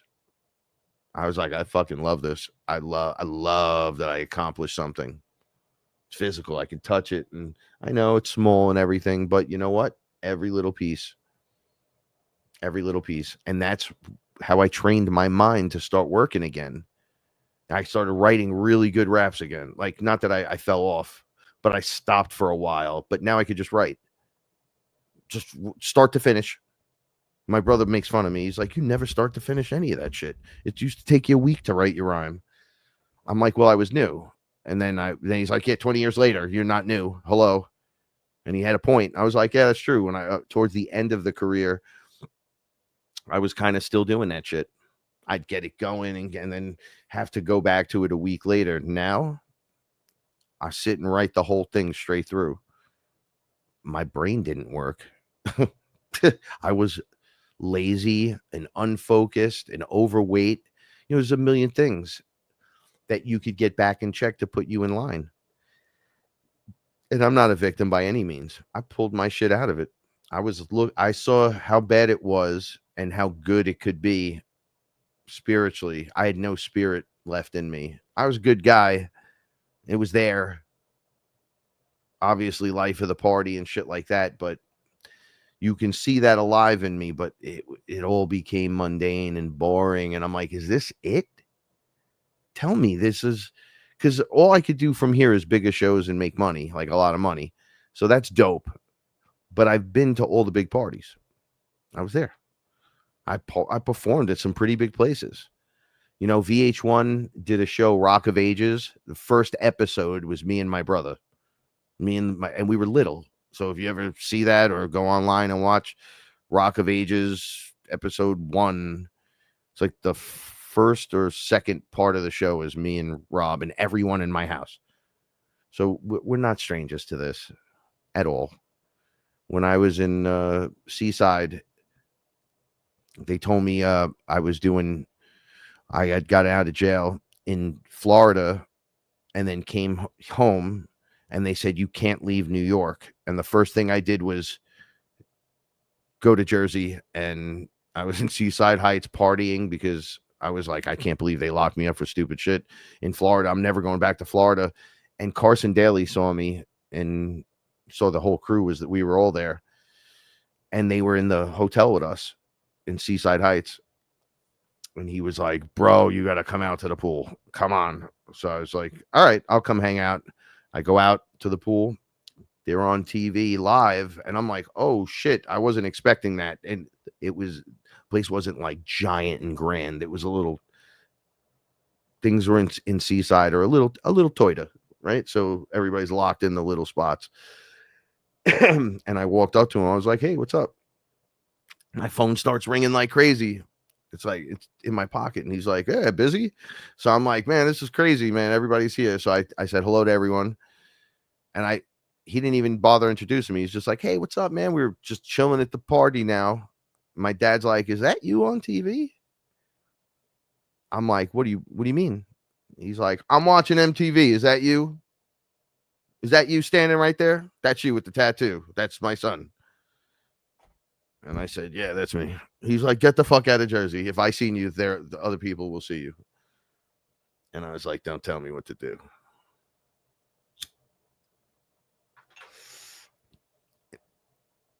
It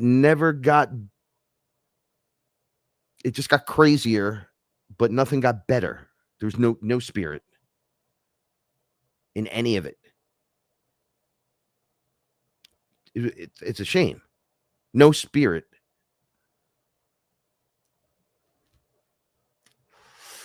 I thought it was all bullshit and it was all done. I was ready to give up on the system, myself, and just, I don't know, get married, have kids. And then I got hurt and I was like, this isn't going to work. Obviously, I'm a piece of shit, I guess, and it's never going to work out and blah, blah, blah. Then one day, crack.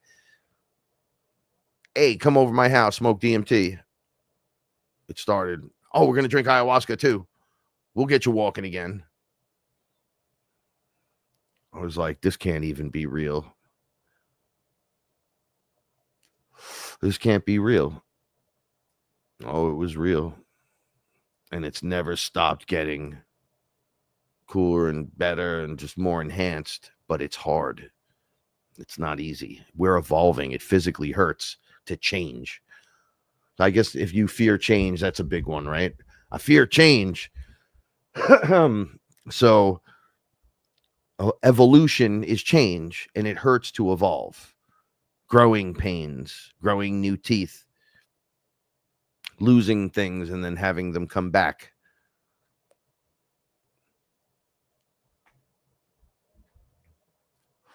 It hurts.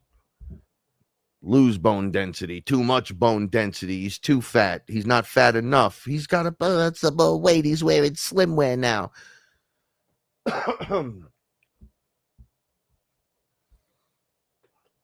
I was just in the supermarket before too, and I realized, and I knew this for a long time, but excuse me, my specific supermarket has all poison everywhere, straight up. It's just all colorful poison. And then they have like these little short areas that aren't. And I'm like, oh shit. And they're putting a peel on everything now. That poison Bill Gates shit. I don't know how he's still around. Oof. He's probably a robot or some kind of weird doom bot at this point. Because how do you have a guy like that even out there at this point? Oof. He makes me so angry. Now I know why they hit him with a pie. He's lucky it was a pie and not a fucking brick. Anyway, I'm not saying inciting violence. I'm just saying the guy's a douche. I feel bad for people that go through this, like, and then we find each other online and live like a million miles away from one another. And it's such a pain in the ass. But we are holding down the grid, and we are adults, and we do understand this, and we let it out. We talk it, but you got to be truthful, and you got to be honest with yourself, right? Like the hardest thing for me is to look at my cat and not get angry because the other cat, but I can't not give my cat love because it pushed the other cat out, who's obviously has no clue what the fuck I'm talking about and is just like looking at me like you're a bad parent and just lives outside and will not come in. So do I not give anyone love and not give a shit about anyone? Or do I continue giving my cat love, but still at the same time be like, I can give you love and still think you're a little piece of shit all at the same time for doing that. And it's really hard to make recommends for that. But here, let me pet you and rub your belly and give you kisses while I watch this movie. That doesn't sound completely insane. You have to be honest with yourself and you have to be willing to check yourself. And if you're the part of the problem, you should present that problem right to yourself and look it right in the face. It's easier to do it once you do it once or twice. And you just work your way through. Heal the trauma, stare right at it and be like, I don't want this anymore. I'm sorry if it was you that did something, or I forgive.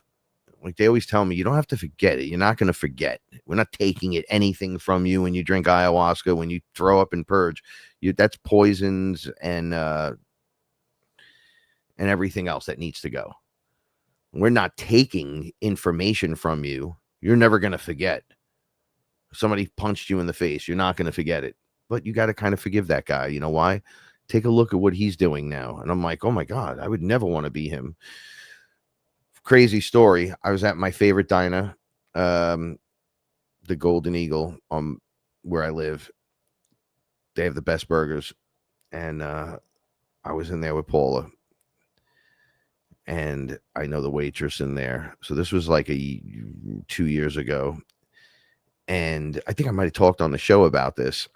This is what I felt bad for. So the waitress that I know forever, she's always so friendly, nice. She's a little crazy, but she's cool. Her husband happened to be sitting across the place and it was kind of empty, the diner. So I was just enjoying my meal. We were having a good time. And the waitress said something to me, reminded me of childhood. So I said, oh, I used to live on this avenue. My neighbor, I said, you're flooding my mind with these memories. I go, little Vinny and John, who are both a year older than me, lived next door. Man, I looked up to these kids and we all had the 3-wheelers. I said, I came outside my 3-wheeler. And this is how old this was. So, the TV show Chips was huge, fucking huge. That and the Dukes of Hazzard and stuff, right? So, I was a little kid, I was young, and I had my first little 3-wheels, like the plastic big wheel in the front, the big wheels with the 2 little ones in the back, and you drive it real fast, and you can just skid it out. Yee! All the kids had them, and I came outside with mine, and I was like, hey, what's up, guys? My name's Frank. I live here, whatever. It was like, I'm Vin, I'm John. I met the 2 of them. I thought they were awesome. I was like, these guys are awesome. They're like, yo, you want to hang out and play some stuff? So I'm like, yeah, sure. Let's do this. Like, yo, you want to play chips? So I'm like, yeah. They're like, okay, you're Grossman, you fat little fuck. They got on their bikes and they rode off. I wanted to kill these kids, but I was too small. I was like, did they just call me Grossman from the show? He was the worst character. He's the fat, stupid cop. They'd always be like, come on, Grossman. So I'm like, I'm not being that guy. Like, they hurt my feelings, right? So I never seen them again. They moved away when I was like a year and a half later. But I lived on that block for many years and then moved. So now I'm at the diner. And the girl goes, Vinny and John. She goes, that's my husband. So I go, what are you talking about? So she says that the last name, and I go, yeah, that's them. And she goes, yo, that's John. So I go, where? There's just this fat old guy sitting across from me that looks like he's 70. And he's like, and he's eating. He's got this weird attitude. They're like, that's him. So I ran over and jumped into the seat with him. And I'm like, hey, what's up, Tunky? What's going on? And he was like, oh, who are you? I go, Frankie, you don't remember me? And I said my last name. And he goes, and I go, what the fuck happened to you? He goes, what are you, aging backwards? And I just went, you literally look like fucking Grossman. I was like, it's good to see you, though. I'm glad you're still alive. And I went on the other side of the room because that's how crazy it was. I was like, this guy grew up to be the guy that he made fun of me on from the TV show. Literally looked just like him. I was like, what a small world this is.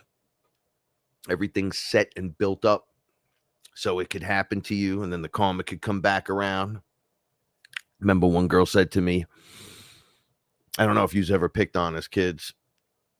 We used to get picked on a lot. So the older girl, I think her name was I can't say her name. So she would get a little gaggle of dudes around her because she was fine. So she was a little bit older than everyone, and all the guys on the block would hang out. The older ones and the younger, everyone. So she was holding shop on the corner because we didn't have phones and all that other shit. We had to go out and fucking talk to people. So we were just out there all hanging out.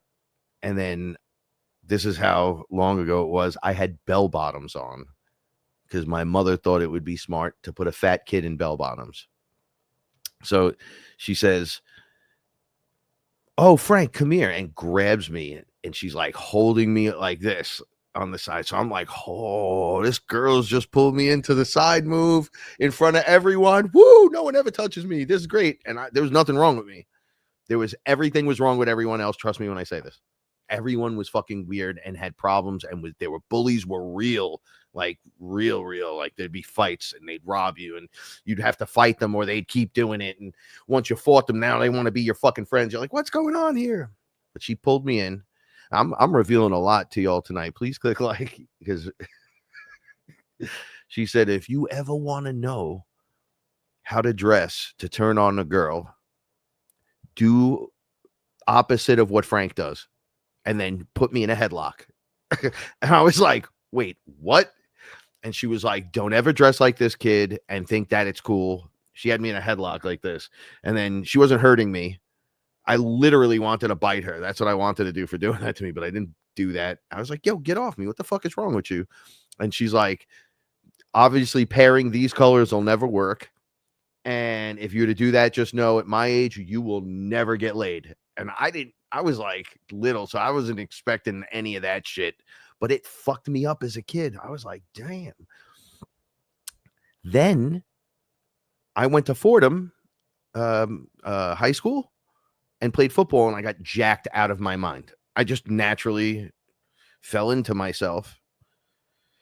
Never had a problem meeting a girl after that first year of football, because I never had a problem talking to people, but I went and saw this girl. She was on the block one day. She was sitting in front of her house, and I was walking down to meet my buddy, and I was like, oh, look who it is. And I sat down next to her, and she was like, who are you? Oh shit, Frank. She was like, little Frank. She was goo-gooing and gaga all over me. And she had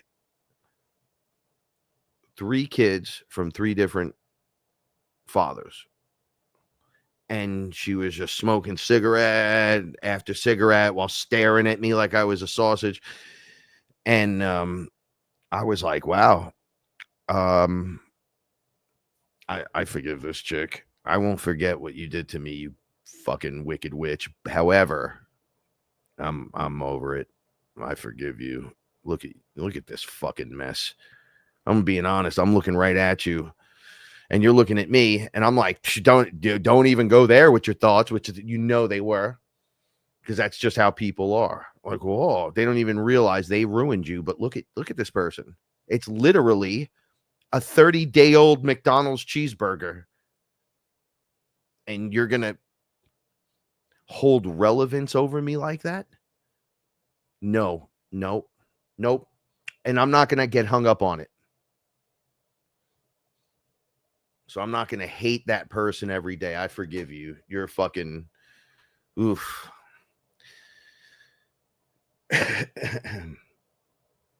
Yeah.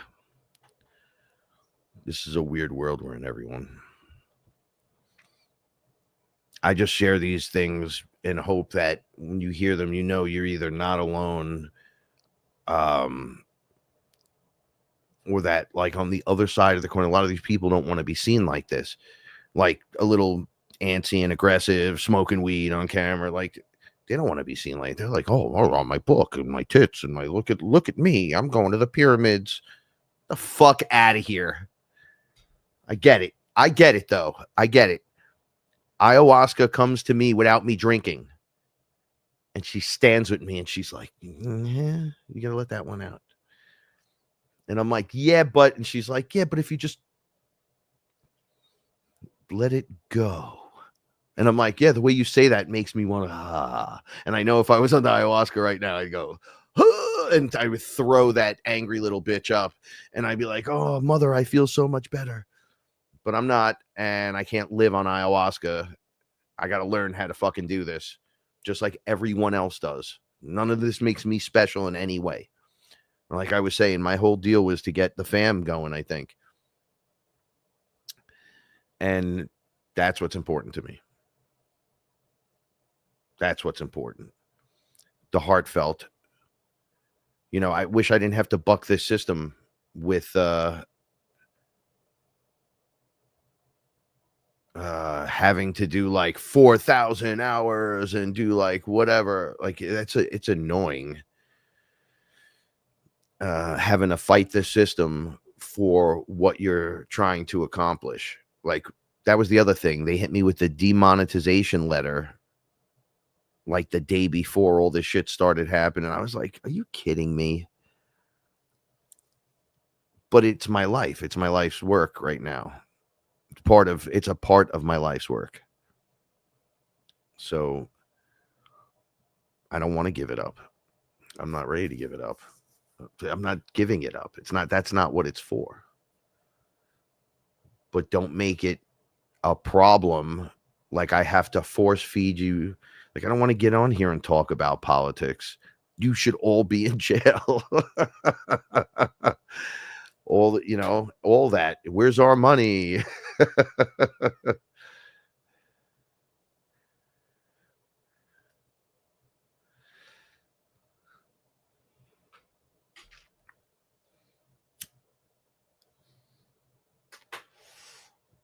And I'm tired of putting it out there in 80 different directions, and then Christmas, and then Thanksgiving, and then Mother's Day, Father's Day. Look, if you're just cool, every day is Mother's Day and Wife Day. And this shit got so out of hand. You got gay pride lasting a month, and now people are like, dude, veterans get a day. So since when is sucking a dick so important that you get a flag and it goes up in churches or something? Since when is sexual preference supposed to be thrown on a flag and put up in a court of law? None of this has nothing to do with the other thing. You could just integrate and everything will be fine. No, it'll never be fine. Yeah, but then you get trainees, and then you get dudes dressed as women going into little kids' bathrooms. This is where it goes. This is why I'm saying it can't be all love light. Love light gets you illegal immigrants everywhere. Oh, just throw love at them. Okay. There's 2 dudes on this block that would chop your head off. You going to throw love at them? Why would you throw love at them? Be like, get the fuck off the block. I throw love at you to get you out of here, but you're ever in a situation with them. Woo! Better run. We got to learn some lessons, and we're going to learn them publicly. I'm just not afraid to talk about it. I've been in the public eye for a long time, right? The ayahuasca thing fucked up my whole music thing. When you look at it from the direction I came from, I lost out on a whole section of things and then realized, all right, well, but it was 20 years of work. It was 20 years of what I was, and another 13 years on the job. You know, I was a blueberry inspector, so it's funny when I say federal inspector, it was a blueberry inspector. So don't get on your high horse and be like, oh, Frank's one of them. No, but they watched me all the time because I'd be at, if all the old songs that we had were all anti-establishment. So many of them were anti-establishment. So we would be at the Liberty Bell with all these top performers performing shows, like in the middle of Saturday afternoon. Friday night we'd be over at this one spot. There'd be 1,000 people there on the green. And I'm like, holy shit, this is crazy. And it's from back then we were singing. That's why when people say, oh, I go, we wrote songs about it. Do you want me to pull them up? I'll play them. I had to tell my best friend who's on 2 of the songs with me, but he's not on any of the conspiracy ones. He was like, yo, bro, you and your conspiracy shit. Now there's all this stuff coming true. I go, why would they ban chemtrails if they don't exist? Why would they take fluoride out of the water if it wasn't bad for you? Like, why? It's like, well, the science proves it. And I'm like, I wrote a song about this 20 years ago.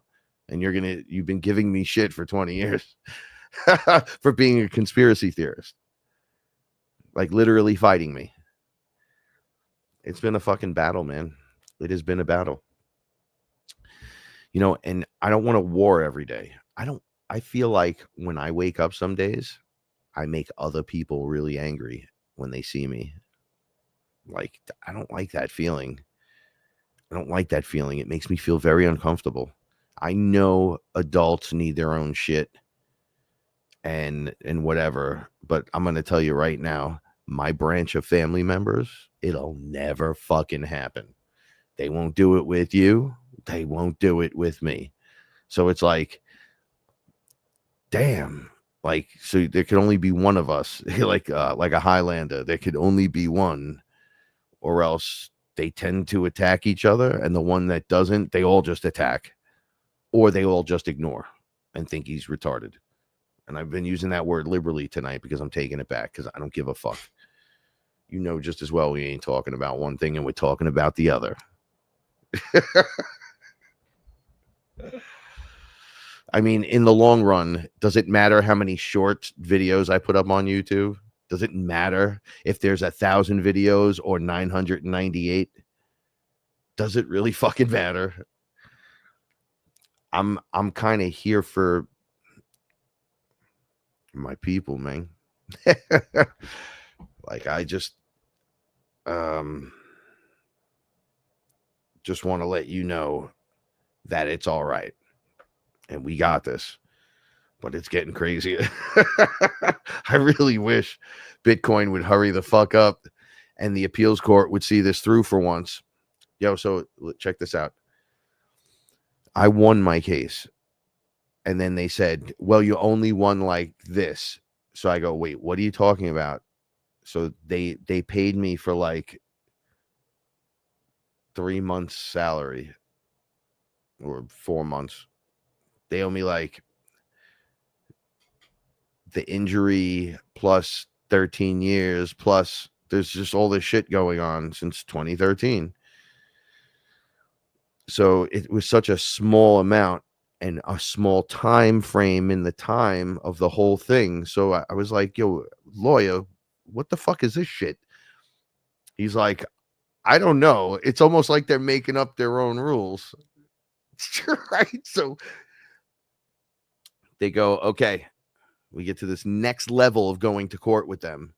And they're like, we're going to need the doctors to sign off on this. So we were like, okay, it's triplicate if I give it to you 3 times in a row. What is it if I give it to you 9 times? And they were like, what are you saying? So I go, everything you've requested, I've given you 9 times since 2014. And they're like, yeah, we don't have that. They never signed off on any of this. And we'll give you And it's going to take us 60 to 90 days, a complete breakdown of what we do and do not have. So they were taking official letters from the doctors and calling them doctor's notes, not signed off, but yet they were signed off. I paid $110 for one of these letters to the doctor because he was like, I don't have time for this shit. I was like, I got $110 in my pocket. You take it? He goes, I'll take it. And he wrote me the greatest fucking dissertation I've ever had to deal with. Anyway, so everything's signed off on by like 4 or 5 different doctors, plus all these specialists. So this last time they said, no, we're going to need this doctor to sign off on this. I'm like, he signed off on it. The letter's right there. So they were like, no, we're going to need something brand new and updated. None of this is what we consider. So we had all this recorded and went back to the doctor, that doctor they were asking for. And we were like, look, man, Frank had his surgery in 2016. We don't even know if this guy's alive. So we went, we found him and faxed him all this information and then emailed him the rest. So he got pissed again. He's like, oh, I remember you. I wrote you the best letter ever. He goes, all right, they still didn't pay you? Because they didn't pay me either. So we were like, they didn't pay you? They didn't pay me. So he's like, I can't believe they didn't pay us. So he writes this giant 10-page fucking report blaming them for all the incidents, everything signed off. He goes, I signed this here. This is official. It was official dated then. It's official dated now. Official dated. I was like, wow, this guy went above and beyond. And then we took it to them and they said, oh, no, you lose the appeal. We were like, we didn't do appeal yet. We're going to, we were in the appeal process. They're like, no, this is how you're going to have to do it now. And we're like, no, we're giving you the information that you asked for. We're still within our window. They were like, nope. So I said to my lawyer, what the fuck is going on, bro? He goes, I don't know. He goes, Frank, I'm one of 3 lawyers that can handle this in the United States. I've never seen this before. He goes, he was making jokes with me. I heard him and he was like with his family. He goes, he goes, there were 2 clients before I retired that have to, this has to play out. So one of my clients died and I'm like, oh, that's unfortunate. He goes, he was fucking old man. So I go, oh, and he goes, I go, who's the other guy? He goes, you. I've been working with you since the day this happened. But there's only 3 of us that can do this case because it's against the federal, the feds. So they're like, we've never seen this before. So now there's a whole new regiment that I have to go through. All new sets of paperwork, I'm like, guys, they're like, well, have you gone to the doctor recently? I go, so I went to every specialist in the world in the Bronx and in Manhattan, and then you guys didn't pay them, and it's a workman's comp case, so no one will see me unless I pay them cash. My name's like on a dead list. And then my primary care doctor said to me years ago, listen, if you're going to be my patient still, and I look at a lot of your family members, you're going to have to take the flu shot and you're going to have to take these other shots. And I said, we can step outside now, or you could just go fuck yourself in here. He was like, dude, get out of my office. And I was like, yo, I'm out. I was like, but before I go, because now I'm an inspector, the Marisol, which is listed on most of your products, that's a poison. I'll leave you with the information since you didn't leave me with the information. And you've been sticking me with this shit since I'm a fucking kid. I haven't been to the doctor since my shoulder surgery. And I have to keep faith in what the powers that we have and what we can do. As this is where it's getting late and I'm just ranting, but I had a tear in my shoulder that had nothing to do with my injury at work, which is this shoulder. So I said, I'm going to have that same thing done because the same problem happened here. I literally felt the tear grabbing a water bucket, and it was a lot heavier than I thought it was. And I just tried to flick a doodle and it ripped. So I was dealing with this for a long time. And I ate mushrooms, and I talked about this on the show when I lived in my other apartment, and I was seeing what looked like blood flowing, and then these like circular dark spots floating through it, and I was like, what am I looking at? It's red. Is that blood? And what are these circular things? This looks really weird. And one of the circular things kind of like went by, and it was torn. And I said, is that ripped? I said, I don't think that one's right. And they were like, which one? This one. And a giant finger touched it, and it looked like it healed it. Like, boop, that was it. It was healed. And I said, oh, look at that. I said, we working together now. This little, whatever the fuck that circle thing is, that's floating in the bloody substance. And they were like, nope, how's your shoulder feel? I'm like, I don't know. I'm sitting here in this literal chair, and I'm like, holy shit. No pain. Nothing. Wait a second. I got up because I couldn't throw. I couldn't do anything. This thing was healed and has not bothered me since. It's been years. Like, I watched it go, and it was where it was ripped and shattered like that. It was now just attached and fine, just like that. And then I was like, what did you do? Like, those are the answers sometimes, because I don't know where the giant hand came from. Is that my giant hand? Is that God's giant hand? Is that source? Is that my highest self? Like, I have no clue. That's why I was talking about that psychic surgery stuff. Like, when can we heal? When can I heal the cat's foot, or, mom's gout toe? Or, not that my mom has that. My grandmother used to have that. Or dad's back spasms, or the person's leprosy. Like, what does it take? Oh, we're not there yet, but you did it, so it's cool for you, not for me. How much pain do we have to suffer and go through before we can literally jump into the next step? And then if we do that, painfully enough, squeeze through the tube of toothpaste of life, and when we pop out the other side and we're not carrying all that baggage, oh, is that when we can do it? And they're like, you need to keep healing yourself. And then at some point, it all picks up again. It's almost like you cross a line that you can't go back to the other side now. What you once used to be like this, you'll now be like that. I know these are simple terms for saying, like, you'll be able to do amazing things and you won't even remember being the way you were. Right? Like, I feel fat and lazy sometimes. I'm not going to fucking lie about it. I don't make fun of people and go, oh, you fat fuck. I don't really do that. But honestly, with myself, if I can't make fun of myself and look at myself and recognize for what happened, and I got fed up pretty quick. I wasn't trying to downplay my mind where I was like, oh, you're a fat loser. Not like that. I was like, dude, I can't tie my shoe, like, without running out of breath. I ran out of breath. I thought I was going to faint. I can't touch my toes. This ain't right. So I've started, you win the battle mentally right up front. And then I just went through it, and I've been now losing weight. But I'm a stickler to be like, look, I know people have problems in this world, but you got to check yourself, whether spiritually, physically, socially, or maybe not socially, and you got to unsocial. I hate all you motherfuckers equally.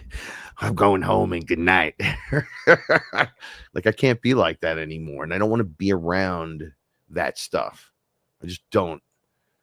I want a small town that thrives, but also is like maybe a little old school. Maybe people instead of corporations own most of the stores, because everything else you could have delivered, right? Something a little slower. where I don't have to speed down the road. You gotta get where I'm going. I don't want to do that no more. I don't want to get anywhere and go anywhere that fast. I don't want to travel the world right now because airplanes, another fucking airplane problem. Right?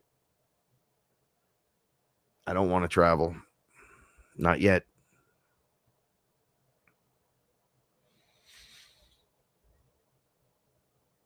But I guess you could get lost with saying no as well. If you go too far into the deep end, it turns you into a hermit. And that's not what I want to be. I can't do the hermit thing.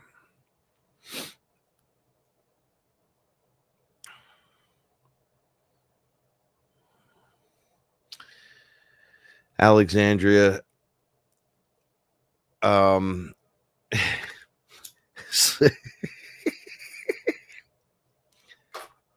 my life has been better too. I'm not gonna lie.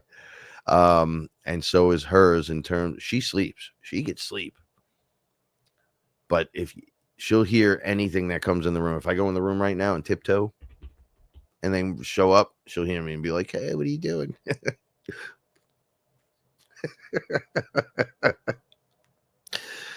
Yeah, we have a lot of funny things going, but I don't like it. I feel like I'm away from my wife. I was telling her, like, maybe in the future the master bedroom has like the area that I would be doing this in over there in the room, and then she could just be in bed over there. That, like, me talking doesn't bother her. If I was singing songs and shit, she wouldn't care. But there's something about the generating the energy while we're both in the room. And we've been abducted a few times. God, this sucks. There's nothing you can do about it when it happens. If I can't see you and it happens, then what am I supposed to do? Then I'm the bad guy. They'll be like, "Frank, what'd you do to Paul?" I'd be like, I didn't do anything. I was in the other room sleeping. I have my own room with my own little bed, and I was sleeping when I came, and then gone. And they're like, he had to do something with it. And meanwhile, we had weird stuff happen in the other apartment where they just came in the apartment and beat the shit out of me a couple of times. Literal military men. You know, it sounds more glorious when I tell the story, but getting punched and kicked and hit in the head with back of the head with a weapon, getting fucking your head split open, and then not getting stitches. She was like, "You sure you don't want to get some stitches?" I'm like, "I'm not going to the hospital." Like, everything was COVID this and COVID that and this, that. And I'm like, geez, I go there, they're going to shoot me up and hold me down. I was like, for all I know, this could have been the trick to begin with. I said, I'll just use a little glue and a little fucking love, and I won't shave for a week or two. And I'm not going. It's not that bad. I've split my face open in places way worse. Add an ET to that, you shit your pants. Straight and simple. I was in my kitchen once, and these two reptilians came in, and they were standing behind me, and they were going, "All right, so you touch him. Poke him, touch him." And he's like, "No, you do it." I just stopped I was doing the dishes. And I said, I could hear you. I turned around, and the two of them were just standing there, and they were like, "He can see us." And I'm like, "I can see you. Holy shit." Like, I wasn't expecting like a full-blown reptilian men, and they weren't the warriors. They were like men, just like we are men, but they were reptilian, and they were standing right there. And I was like, fuck. Right? Not fun. When the AI used to was a problematic thing, what I thought was the darkness, demons coming to life to get me, was AI. It wasn't demonic. There was a few demonic times. Sure, there always is, right? Sprinkle that shit all over it like it's butter. But black goo and all that stuff, so just loaded with AI. You would attack me when I ayahuasca people stay with me right in front of everyone. So we had a lady, Gina. She would come over all the time. We would drink ayahuasca. And there were two dudes. She was dating one of them, and then the other one was his brother. And me and Paul would get along. We were all getting along really good. And under the ayahuasca experience, it started getting physical. Like they would be able to manhandle you during scenarios, like physically. So, as an example, I was standing at the front door, and I like closed the door. And as I was closing it, on the other side of the door, it looked like bright all of a sudden. Like, whoa, it got bright. So I opened the door, and I swear I was looking out at another place, and it looked like these plants that were alive, right? And there was one right in front of me, and a plant tentacle or whatever came right out. I've talked about this on the show a couple of years ago, like wrapped around my neck and went into my mouth. It was like growing down my throat. And I'm like, you're not supposed to be here. And it had me. And Paula and Gina was standing right next to me, and it was slamming me back and forth. And they were like, holy shit. And Gina ran up, she slammed the door, and the tentacle fell down, and then it like was cut off completely. And then it unwrapped, and then I threw right up. It was like pulling it out of my mouth. I was like, yo, I was telling Paul, like, how do I this isn't normal. These things are beating the shit out of me. Like my body can't handle being picked off the floor and thrown back on the floor again. You know, problematic, very physical, tentacles that would hold me in place. Things that would come out and frighten me. The shadow men or whatever that shit is, they'd come right up to me. I'm like, damn, it's not even dark. You guys are just going to walk up on me like that? And I'm like, yeah, I'm not scared of that shit, but I'm going to tell you what, that shit felt real. You could hear them breathing. You could feel it. Even though they're shadowy. It was like solid-ish. I don't know. Inner earth beings just deciding to walk in. Or the mantis being that was pretending to me. So he was projecting at me that he was a human. So I thought a human was standing in my living room with me, that I was talking to a Galactic Federation guy or something. And he was like, yo, you gotta calm down. You gotta remember that you used to do Tai Chi, and that will calm you. At least you got the space right here. He was just like, you got the space.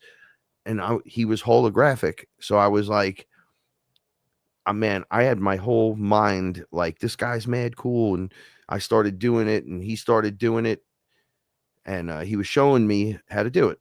He's like, do easy. Forget about, you're not doing karate. You're doing like this. And it's good for your shoulder, your back, your neck. And I started going, he went like this.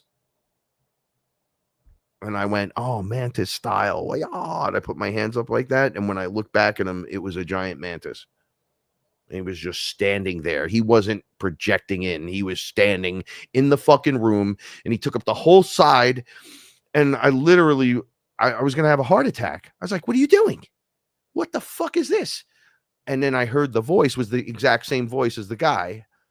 And then I was like, why did you do that? Why? I was like right in his face. Like, why did you do that? And he was like, what do you mean? You'd obviously be frightened to death if I walked in here. I go, you just faked me out. I put all my trust thinking you were a dude projecting in from the Federation or something. And then he's like, yeah, no, that's not what I am. I'm like, yeah, I see that.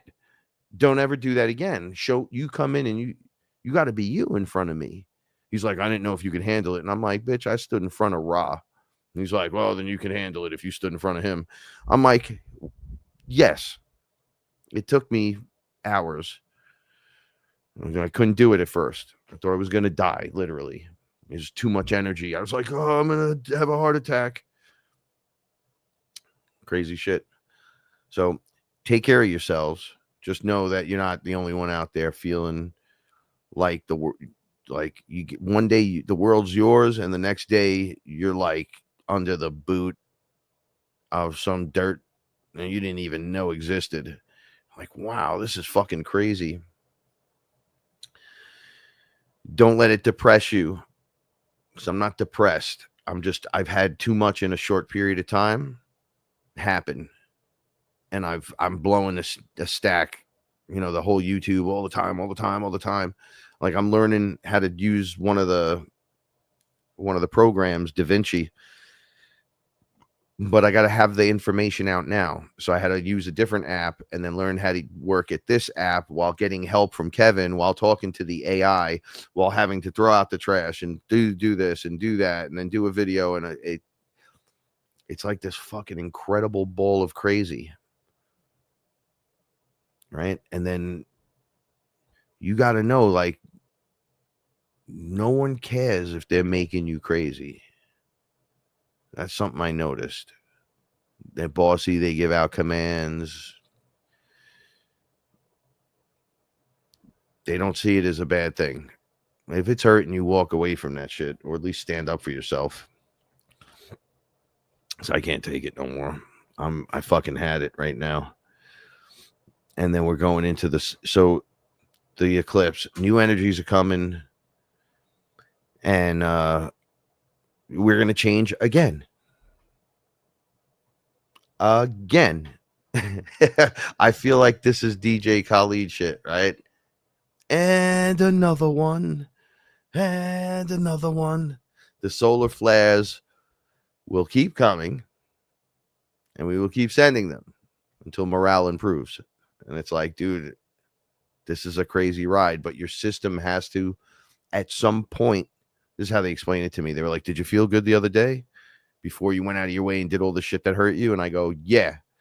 They're like, you get back to that quickly. And I'm like, yeah, as soon as I stop hurting, my weekend's over. It's 2:30 in the morning. I feel like I've been complaining and just shouting out into the YouTube world at my FearLess family, who probably doesn't want to hear this part of it. And they're probably like, dude, give it up. It's all, the weekend's gone. It's over. Thursday I was shot. Friday I was shot. Saturday I was shot. Sunday I'm probably going to be beat up a little bit. All because I fucking had to go through that shit window of time. We're just saying, no, I don't think so. Would have saved all of this from occurring. We live and we learn.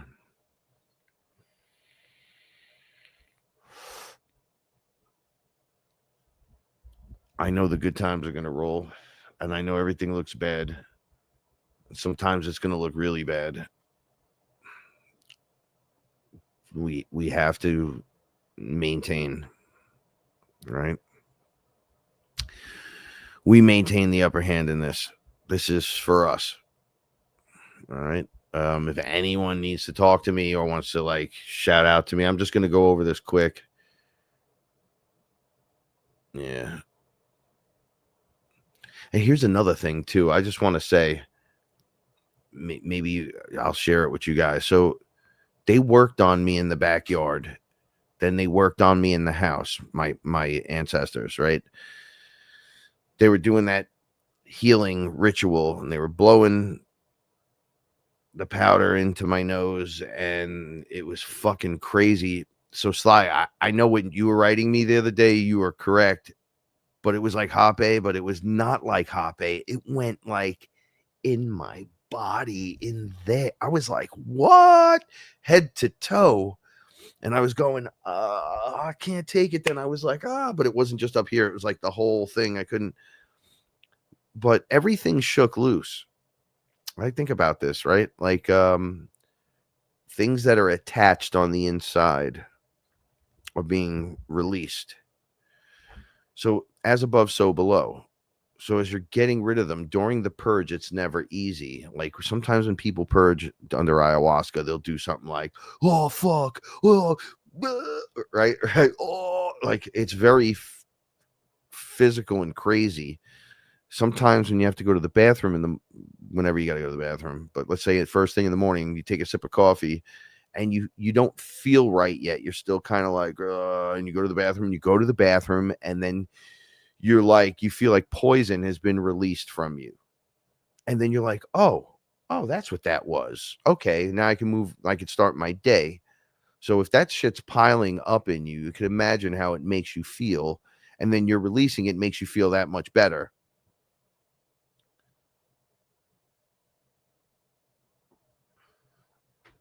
So all the plaque and shit and stuff that attracts every kind of spiritual vibe of all kinds that would attach to the dark stuff and the stuff that's rotting in your body or blocking things, and that releases. The actual bad stuff releases. The good stuff is flowing, and maybe you haven't had the good stuff flowing in a very long time. You didn't know it. Kind of like a toothache that was always there, and then you don't know until you get it fixed, and then you're like, oh my God, that's what was giving me a headache for the last 5 years. You know, that's why I always thought I was getting an earache all the time, and it was this. Instead, it wasn't that. So maybe this coming out of me was like shaking loose the demon. So I was in this room before, like using curse words. Like Paula laughs when I do this, but I'll take the filthiest words and I'll line them up, boom, boom, boom, boom, boom, one at a time. I'm not going to do it here though.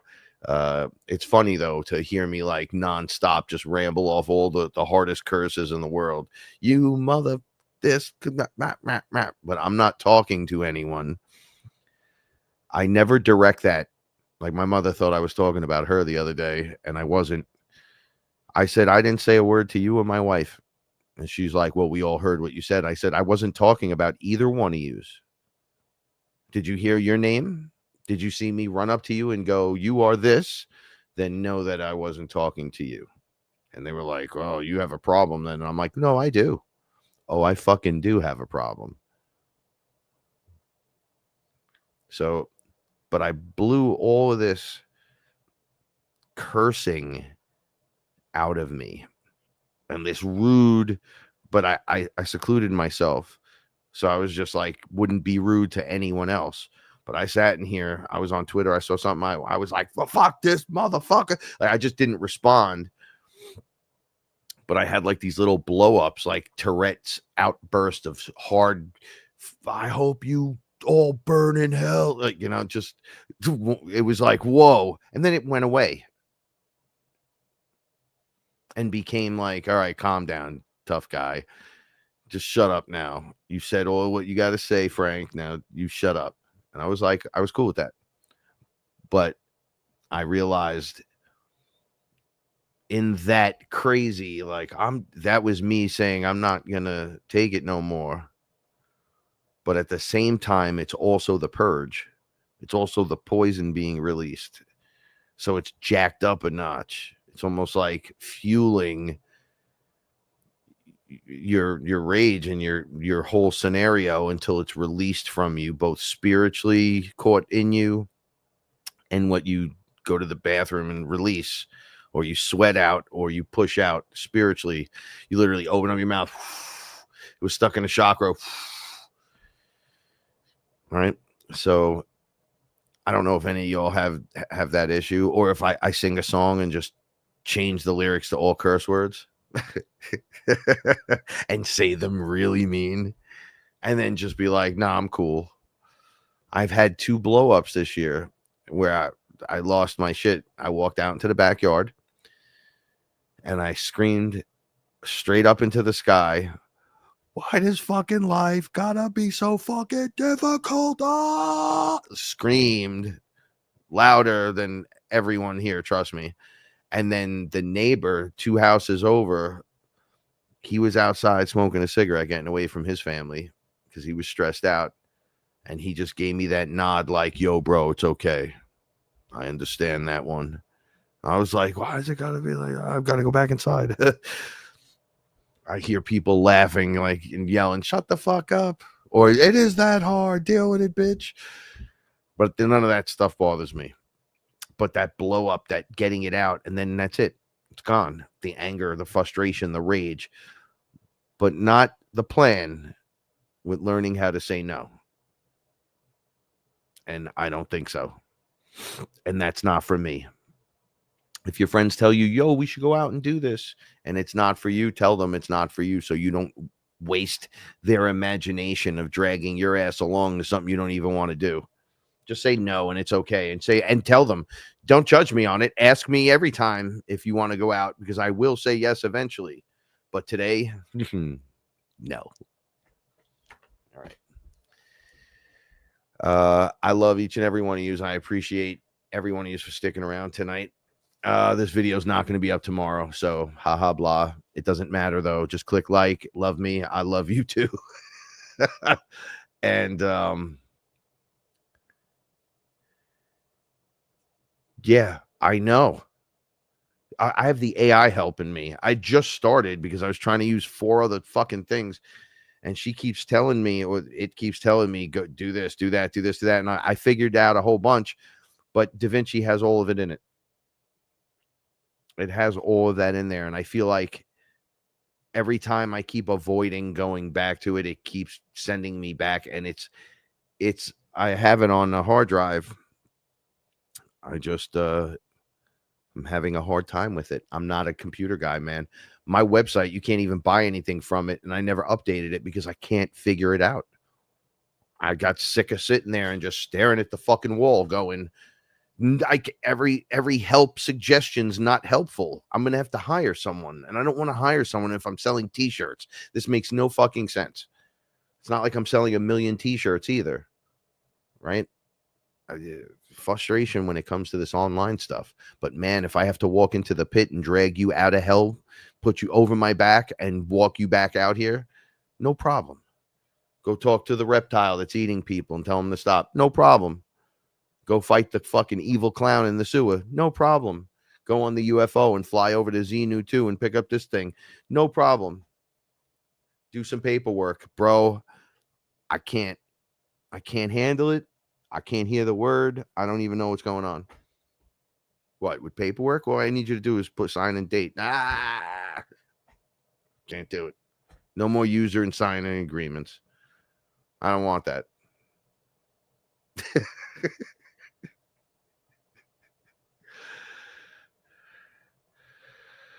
I love you guys, and I appreciate you reaching out with if I ever need help. I'm going to learn. I'm going to learn what I have to learn because you got to learn. I got to be willing to break the code. If I'm not going to be willing, if I'm just going to sit here and talk about it, I might as well just write the book and then sell it and be like, yeah, do exactly what I did. It's the only way. I'm the only one that speaks to him. I could be like Elena Denon and be like, I'm the only one that speaks to them. And this is the only thing that's really being said. And if it's not said by this, then it's not said by that. And that. Talk about fucking crazy bitch trying to hold on with both hands. Oh, nobody but me. Yeah, you bugged. I think you've had too much to drink. You should sit down now. There's so much of this bullshit in the community. And it's really hard. I have my favorites too. Allison Coe is one of my favorites. Oh my God, do I love her. I think she's the best. Man, did she catch it, right? All she did was put out a time and a date. We were like, no, back then. Don't do it, Allison.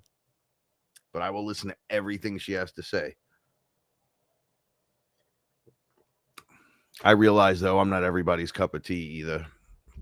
That's when you're looking in at yourself. I'm like, people are not going to like you, Frank, and it's okay. And it's okay. You know, I was on a ship, and then there were all these people there that were out there in the YouTube space and the Rumble space, like these spiritual people, air quotes and whatever. There's all of us. We were all up there. And some of them were they were all cool when we were there, but I'm like, yo, in real life, you guys are like, some of you are pretty dicky. And they were all saying, because we were all projecting up into the ship, yo, we can't control the 3D character. So just kind of do what you got to do and don't worry about it. And then I was like, well, I didn't see this bitch on the ship, so I don't know. And I had Della with me, and Della was like, nah, Elena Denon was right there. You saw her. You're just getting overwhelmed. You're looking at too many people. Because I was like, oh my God, I can't believe this is happening. And Della was like, it's happening. This is what's up. And then I go, but she's lying. She lies all the time. And they were like, we can't make the 3D. You get free will. And other beings are involved. A lot of times you guys are like, oh, it was a demon. They have demons and they're all demons. And I'm like, that's not a demon. The thing in my room with me wasn't a demon. It was like a being that sent his spirit over to me to eat eat out of my stuff. There's non-corporeals, there's corporeals, I mean physical, non-physical, that could still do energetic stuff, which tends to be physical if we're all just made of energy, so it doesn't matter. So whether you're eating it this way or you're biting my arm, you're still taking from me. Right? So it's not always a demon. I find myself defending them all the time. I'm like, they do demon shit and they're fucked up. But they're written in to do that. They're meant to do that. What about all this stuff? You're not going to regard the other 96% of things happening? The physical beings that are standing there literally knows you can't see them because of how this is set up at the moment. They don't count. The guy in the closet and the one under the bed, that don't count, right? But this one counts. The one in the TV counts, right? Once again, the UFO guy is telling the Bigfoot guy that Bigfoot doesn't exist, and the Bigfoot guy is telling the UFO guy that UFOs don't exist, and Bigfoot's on a UFO flying a ship into inner Earth, going, they're both dummies. It's like, oh shit.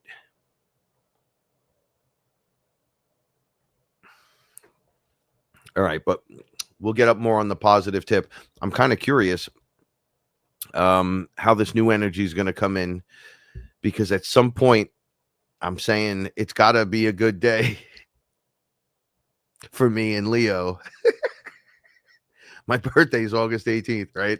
So somewhere between here and there's got to be a string of good events or good energetic dates, right? So maybe the full moon won't, if it shows up in between here and there, won't beat me up as bad.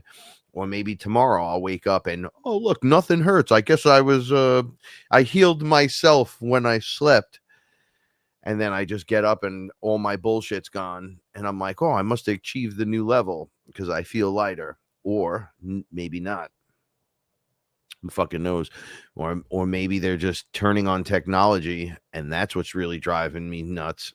And it's not as much the people and the things around me as the invisible things that are just in the air all around us, poisoning everything.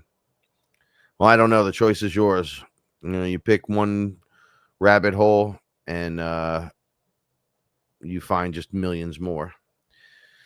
So good luck with everything you decide to do for the rest of the evening.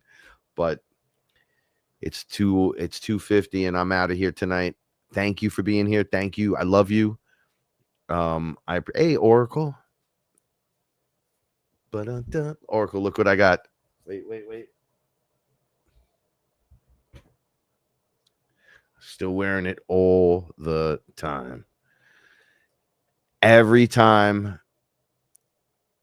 I take it off, I get into beef with somebody doesn't understand me, and then I feel their energy, that being upset and then getting aggressive, and I gotta be like, oh, what the fuck? So when I wear this, it tunes that whole thing down, and I just go, oh, okay. Right? And it's like the DJ Khaled and another one. It's like, yeah, but we're going to let that one go right now. We're going to let that one slide because I'm in a peaceful vibe right now. And that's all because of you. I love you. You're the best. I miss you too. All right, everyone, Fearless family, See you tomorrow. We'll do again tomorrow, and we'll just do a good one. This time you do another and try your best, maybe. You're like, nah, don't tell me what to do. Tomorrow we're going to talk about punching Nazis for 6 hours straight. And how my great-great-great-grandmother's like, fucking do it. Do more. All right, I'm just teasing. Most high vibrations to all y'all. And don't forget Sons of the Suns music. I will give Paul a big love and hugs. I'll tackle her tomorrow, maybe out in the garden live. And then you guys can see me tackle her and be like, why do you do that to her? Because she's my wife. All right. Stay fearless, everyone. And remember, the universe rewards bravery. Peace.